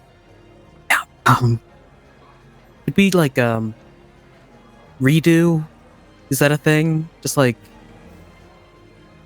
forget that happened real quick. Redo what exactly? The entire awkward situation. Let's just pretend that didn't happen. Yeah. Gotcha. Yeah. Yeah, I'm not gonna forget that happened. I'm pretty sure that guy wants you to bench press him. I mean, I could. Yeah. I'm not sure he wants to be bench pressed in the same way that you're thinking of. And that is both adorable and concerning. Oh. There. Oh. Yep. Okay. Yep. Yeah. Mm-hmm. Oh, no. I will have to apologize to them later for giving the wrong impression. Yeah. Ooh, that's gonna be hard to forget. Okay. I missed coffee. I apologize. It was a very nice coffee. I ended up having 2 of them.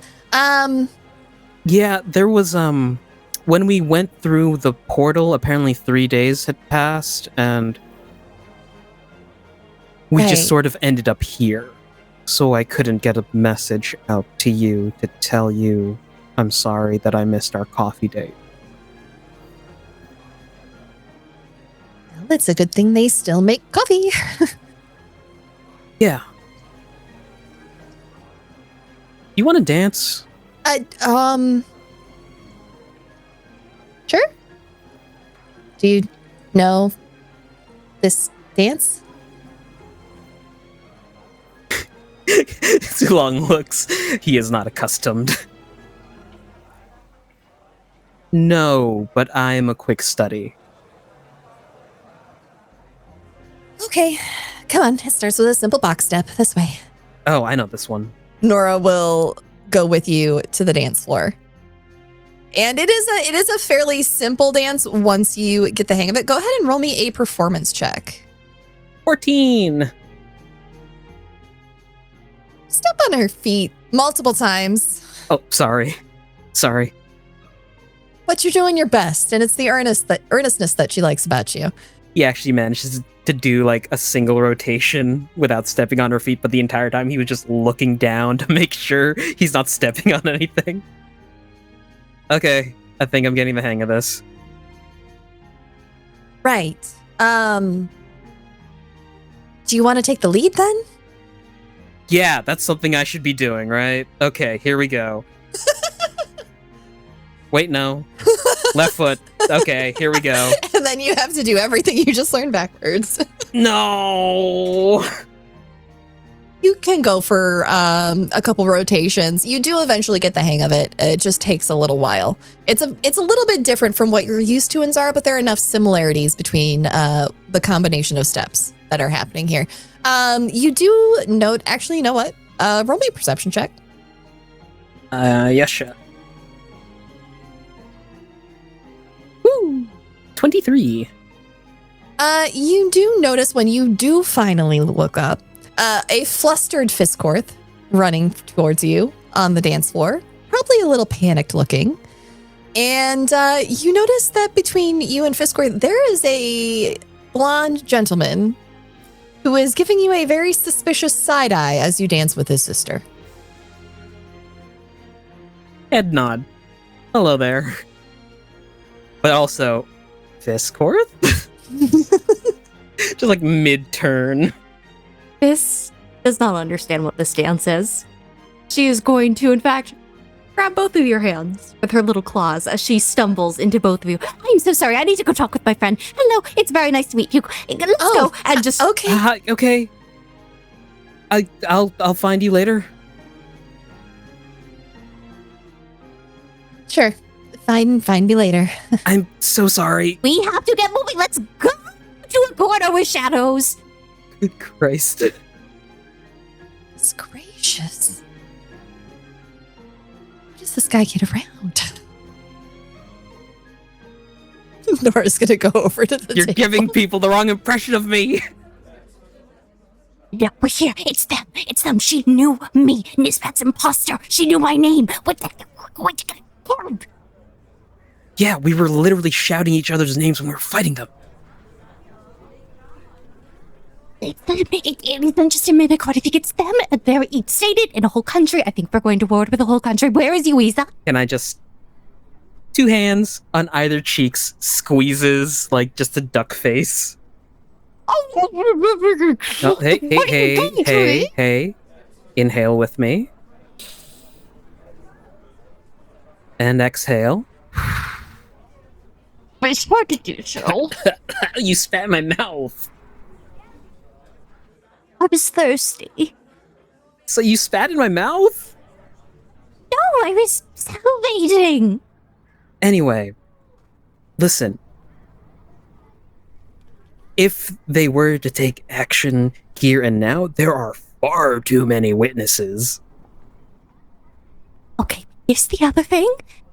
Our paramour, it seems, had an encounter with my family, and he might believe that there is a very enthusiastic group of bloodthirsty bats here, and I don't know how to explain to them that I'm working on them at the moment, or at least trying to.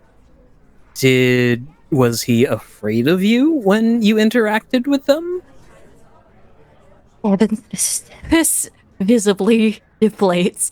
This is a bit of a long story, but the man who convinced me that you were all in fact human sapient beings and capable of thought and weren't just walking blood bags, apparently he rescued him before my family tried to eat him, so he might not have the best impression of my people or me. I don't think he's put 2 and 2 together, though.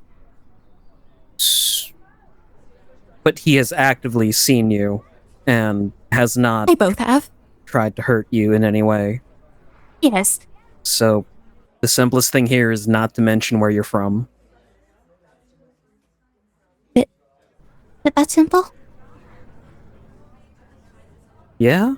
I mean, there are certainly caves all over the island. There has to be more than just your colony, right? Apparently so. I never did get to chat with that dear warden about what it's like on the surface colonies. Maybe you're right. I just have to lie quite a bit. Or just don't mention it. Right. Alright, now that we have that sorted, where is Yuiza? Oh, looks out to the garden. Can I see Yuiza through the window? Yes, you can if Yuiza has not moved from the bar. Well, Are you actually, still at the bar with Ren? Yes. she would have looked inside, kind of seen everyone, just be like, Ren, since I'm new here, have you been to this castle before? Can we look around? Is that a thing we can do? I mean, they have parts of it open. There's the private courtyard.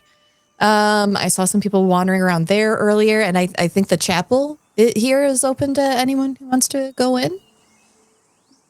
Are you too busy to go on this little tour with me, or would you? He kind of looks around you into the window. No, it looks like they're calling up someone else on the list to speak to the King Queen. So I'm free until they come find me, I guess. Yeah. I've never been here. Have you been here? No, you said you haven't. Mm-mm. I was in the chapel earlier though. So it's pretty. Okay. Do you want to take me on a tour of the chapel? Sure, but this way. Okay. And he will lead you over. As you walk by, I won't make you roll for this because they're sitting out in the open. You notice that the people who were talking to the King and Queen earlier are now moved outside to sit at a table out here. But you are able to easily make your way to the chapel. And it is a sizable structure for what is housed within a larger structure, but it's not too big. It sits about 6 benches. There are small spaces throughout the room, much like in the larger temple that you visited in Dulhen. It seems that there are multiple gods that are being honored and represented here. Some that are common to the pantheon that the majority of people worship. And you even see some nods to the nature gods that are made offerings on your island. You look over near the plants and you see that there's a tiny bit of a very special pigment that has been placed on the altar there. I think she's just like, oh yeah, I wonder what, I went to this chapel in the last town I was in, and the moment she sees a little area dedicated to the nature gods of her island, she's just gonna and go over there. All right. That is going to be over here. It's not dedicated just to your nature gods, but they are represented in the various idols that are present. She is going to go to it, and she is going to just for a moment kind of pay her respects. And she's gonna take one of the little, probably one of the little knickknacks that she's picked up along the way from the travels from her home all the way up to here. So, and she's gonna leave it at the altar. Okay, you can definitely do that. And she is going to also leave. Is there a spot for Timora? If you ask Ren, he will look around, and I think over here across the room. There's one over here. And he will lead you to the opposite side of the room. There is a pedestal with a small statue. It looks like at one point, the statue of Timora was knocked over and broken. But someone has lovingly gone in and fixed it. And when you look closely, you see some of that Kaleka pigment from your island was mixed in with the glue to put it back together. So it's kind of an art piece still. Okay, she's gonna leave a gold coin on the little statuette's feet. So you follow Timora? No, but she came in clutch a little bit ago. She was really nice to me, so. You met a god. No, I got a favor from one of her followers, and it saved me when I was in a tight spot. Oh, that's cool. Yeah. That's cool. I'm pretty open-minded when it comes to like gods and stuff. Do you follow a specific god?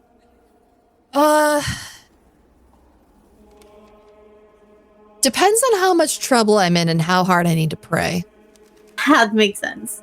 Where I'm from, they really don't worship like God. It's more like spirits, like nature spirits. That's over there. That's the one I set an offering to. It's really rare that I see a little place set for them out on the mainland. So,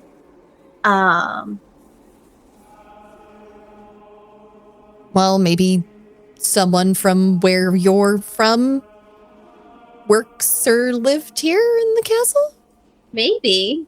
Am I boring you? I'm sorry if this is boring. No, I'm trying to make conversation, and religion isn't my thing, but it's cool if it's like a thing that you like to talk about. I'm just not I'm more of spiritual like, person. So I totally get that. I am like a little spiritual, but like I like to keep an open, like I do believe in all that, but I don't believe in devoting my entire life to a god. That's fair. Not that I judge people for it. Like one of my friends is like devoted to a god and everything. And I think that's great for her. It works out. I'm more of my devotion is set to things that I can take with my hands.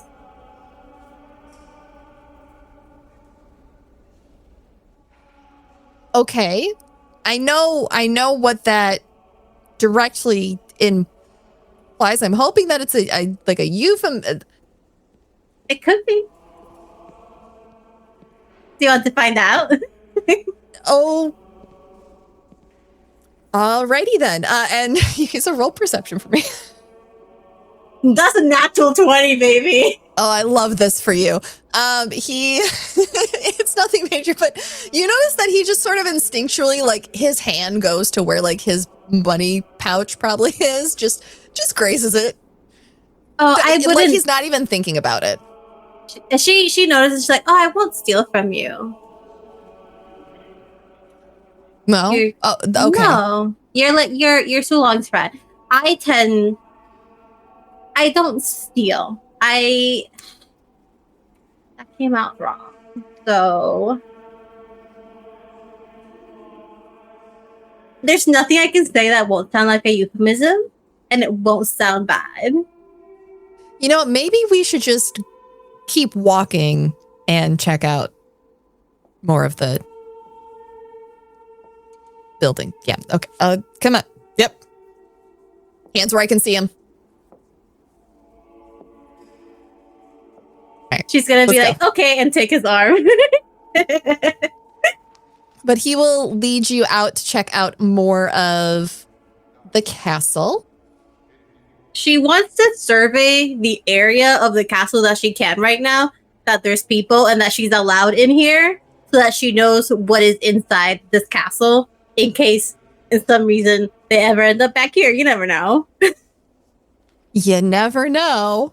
He will lead you back out to the garden, kind of showing you around. He walks you through a set of arches just past where you walked into the temple.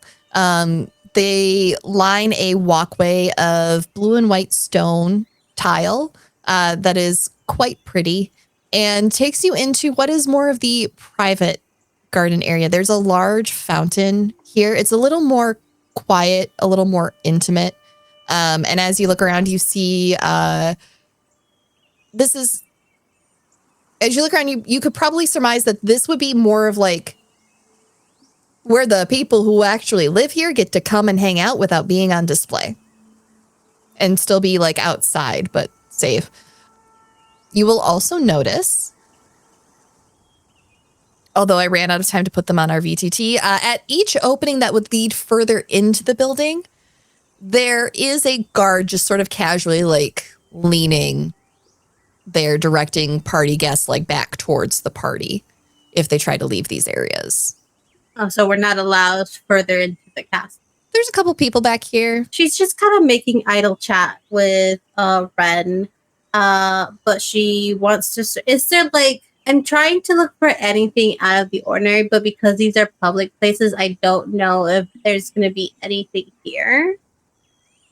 But what she wants, you know what I'm going to do? I want to get a good look at one of the guards' faces. Okay. And study him for later usage. Give me a history check. That was a natural 1, so that's a 7, actually. Generic guard, number 7, whatever. Pick a number. You kind of get the gist. They all have helmets on, so it's a little difficult to like fully make out their faces and their features. Not like open face helmet. No. They gotta protect the goods. You know. You're like, maybe if I steal some armor, like I could try and pass as one of these people. That's literally what she's thinking as she's walking with the thread. It's like, maybe, I don't know. Does the armor grow another foot too? But you know, I could grow a potentially. foot. I think I could actually grow like a foot taller and a foot shorter, exactly. But I'm assuming the armor has like a emblem of the castle, or is it just like a color tabard or something like that? For the most part, these people are wearing fairly plain armor. These are like the grunts that drew the short straw, like working security at a swanky event. Not necessarily the most fun A-list thing that you want to get pulled out to. Yeah. I will say you do note that there are a couple people at this party whose armor is significantly nicer, but you haven't quite like given much attention as to what that means. Okay. So the like other workers or guards here that are nicer, just attendees that have nicer armor. You can tell they're definitely a part of the guard. You can't tell anything further than that, though. But you do know that there are just a handful of people that are much more kitted out than just the general guards that are directing people like, no, there's no bathroom down this hallway. Go that way. Okay. It's down that way and to the left. Yeah. Okay. Okay, so she'll walk around a bit with Ren, like catching all this. After some time, she'll be like, "Should probably go find my friends." I'm sure. I don't know what we're supposed to do next. Well, there's dancing. If you would like to dance. I hear they got Swiftclaw to play. He's pretty good. Oh. And there was a bard that was like doing air trick dancing. They were super cool. Oh, that's cool. I met Swiftclaw once. He was in that. Like, he was okay. Okay. Did not leave a good impression. I'm sorry. No, I thought you were like, I didn't know that he didn't leave a good impression. I thought you were like saying like he's okay just to like act cool and nonchalant. No, like I'm sure, like obviously, objectively, his music is good, but like personality-wise, not my favorite. Gotcha. Yeah. Gotcha. I will keep that in mind. But yeah, we could go dance. I don't know how to dance these dances, though. It's very different from the dances back home. Well, you know what? Let's just go make up our own then. I like you. Thanks. Take that, Sula. He will take your hand and take you back into the main ballroom to go dancing. Yeah. While we're doing that, I want to do a sleight of hand to see if I can take something benign off him. Please do. 23. You beat his 17. So yes, you get whatever you were trying to take off of. What sort of thing would you try and take off of Ren? I think it's something benign, maybe like a fancy like watch that goes with the outfit. His belt. She doesn't have to be tricksy to get that off. It's fine. I would say that you get, there's like a little like bracelet underneath the lip of his glove that you get off. When you get it off, it's It's woven like a little, like you remember the friendship bracelets that people used to make as kids where you'd get like, it'd be wide string and it's like that. And it's pretty well worn. You think that this is probably something that he cares a bit about. Does Sulong have a matching one? Maybe. Maybe.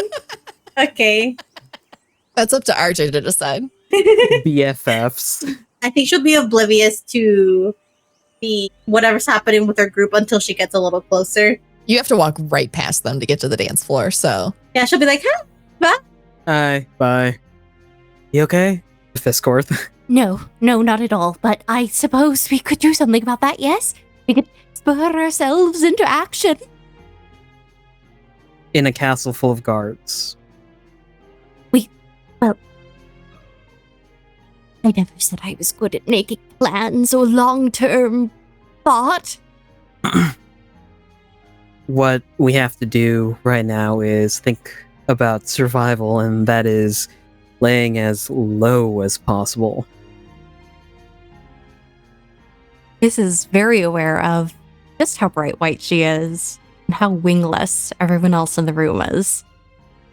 And she is just inching into Arat's general area and eventually behind him completely.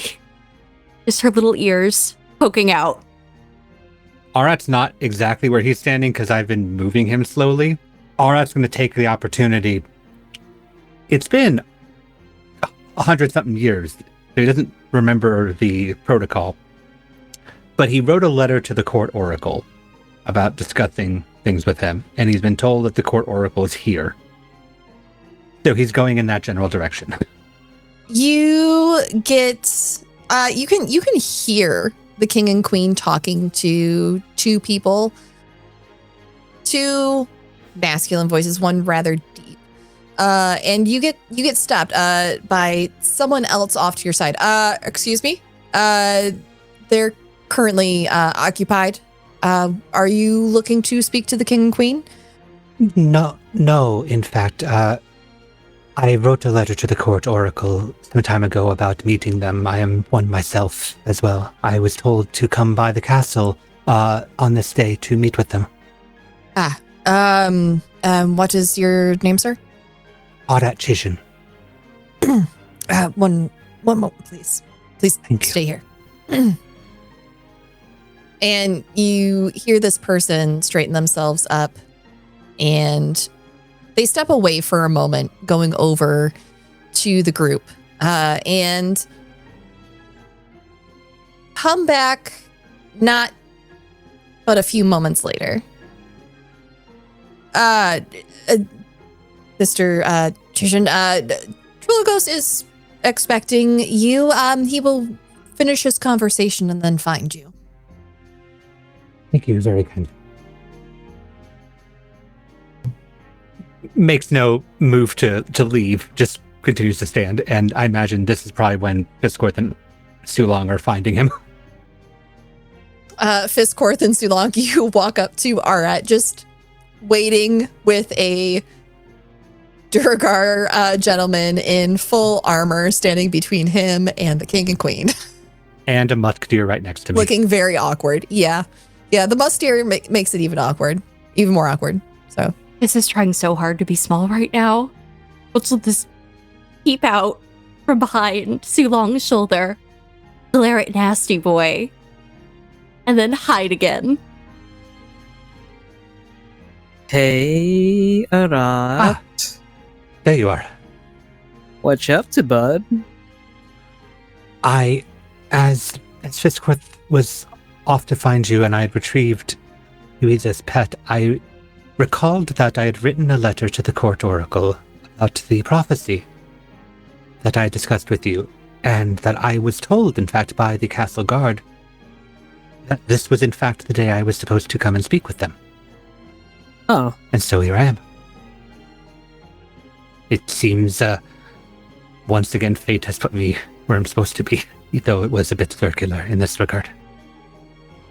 So you're just, gonna wait here till called? I was told that they would come find me, but we have moved all over this this castle so very much that I thought central. Yuiza's on the dance floor about 30 feet back from you. Fisscourth is with me. Stinky Boy's with you. Yes. Would you like to trade? Hello, Arat. I'll trade. Okay. And I'll just extend a hand for Fisscourth and hand all the oats over to Sulong. You get half a plate of oats, Sulong. Hey, Stinky Boy. Stinky Boy doesn't even purchase Stinky Boy. He just follows the plate at this point. He doesn't even know who he's with. He's following the oat cakes. I'm gonna have to have a discussion with your mother about telling you from taking things from strangers, because this is ridiculous. I'll just put a hand on Fisscourth's shoulder.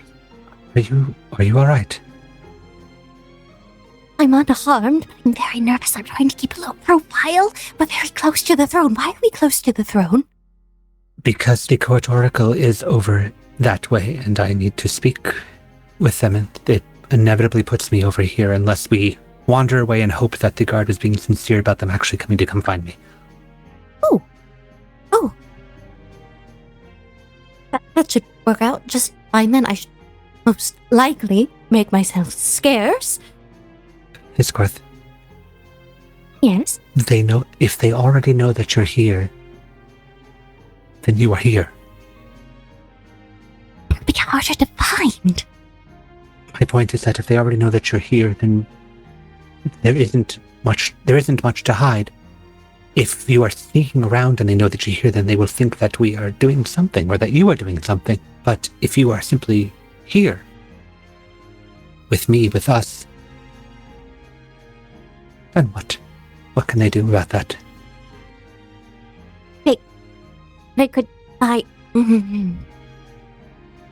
I suppose you were right. My bones feel like they're about to explode with anticipation. I completely understand, and we will deal with this in time. But for now, be here. Perhaps we will learn more by simply being here. Suppose I could try? Much as fate has taken me the indirect route to exactly where I need to be, will do the same here. Very well. I'm sorry I spilled your drink, by the way. Should I fetch you another one when we have the chance? Oh, it's fine. I ate. Oh, I see. That thief who took that creature. Not a thief, just another eccentric. See, character study. Well. I don't know this dance, but if you would like to, we can while we wait. We are close enough. Is this a part of courtship rituals on the surface? Most certainly. Then we shall dance then. It is what is expected of us, is it not? And she's going to do a very big, obvious wink. That he does not see. Absolutely.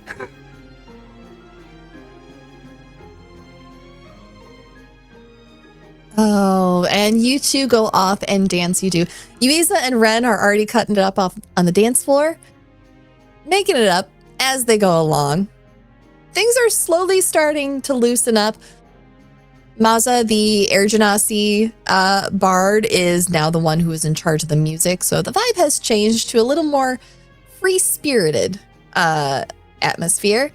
Swiftclaw is currently trying to get away from one of the party guests. The woman with too much makeup on is trying her best to hang on him and pull him towards the dance floor, and he is resisting. And Sulong, you are left with Precious Stinky Boy next to Nora and her brother, who are having what appears to be a whispered argument with one another over glasses of wine. I feel like I'm interrupting something. Oh, Sulong, no, you're fine. Don't. Sulong, this is my brother. Albrick, this is Sulong. He'll extend a hand. Hey. Hi. Ooh. Nice to meet you. Yeah, so sorry about all that. My friend's kind of new to the surface.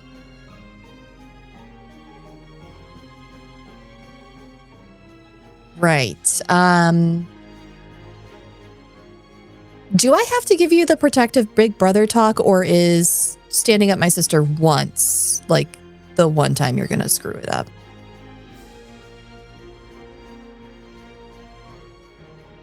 Cut me a little slack, man. There was magic involved. He looks from you to his sister. All right.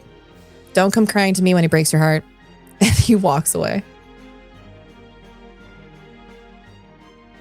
Listen, if this is getting a little too much, I could just, like... No, my brother's just an ass.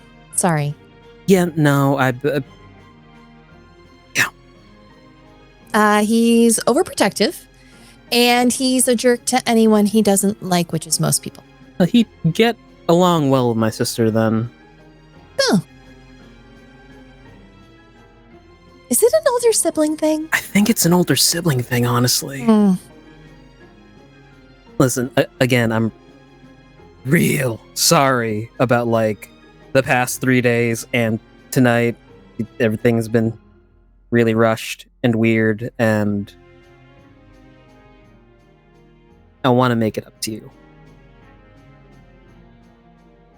Okay. And how would you propose doing that? Do you want to step on my feet again? She points to the dance floor. I'm kidding. Too long. It's fine. Really. It just doesn't sit right with me. What are you doing tomorrow? Working. I'll stop by with breakfast. You could go out for breakfast before. If I don't open till 10, so I don't know any good, like, brunch spots in this. Do you all do brunch here? it's full of problems, aren't you? I'm just a simple country boy. Yes, there is a very good brunch spot. There's also a very good breakfast burrito spot. There's a very good omelet spot. There's a very good spot if you like crepes, preferably the sweet ones, not the savory ones. They're too greasy on their savory ones. But there's a really great place that does a wonderful quiche. It's a little further away, though. We might not have time for that. Do you have a preference for breakfast food? Honestly, no. And he gestures his entire body. Yes, you are a snack. But I'm referring to, do you have any dietary... I know. Do you have any dietary restrictions or... No, do you not like eggs? I could eat anything. I don't do shellfish, mostly because I think they're weird. Because you think they're weird. Have you ever tried shellfish? Once. It sucked. We had to fight a giant prawn and it got wild. Why were you fighting a giant prawn? How else are you supposed to get shellfish? Go to the store? Or go to the restaurant? Or order takeout?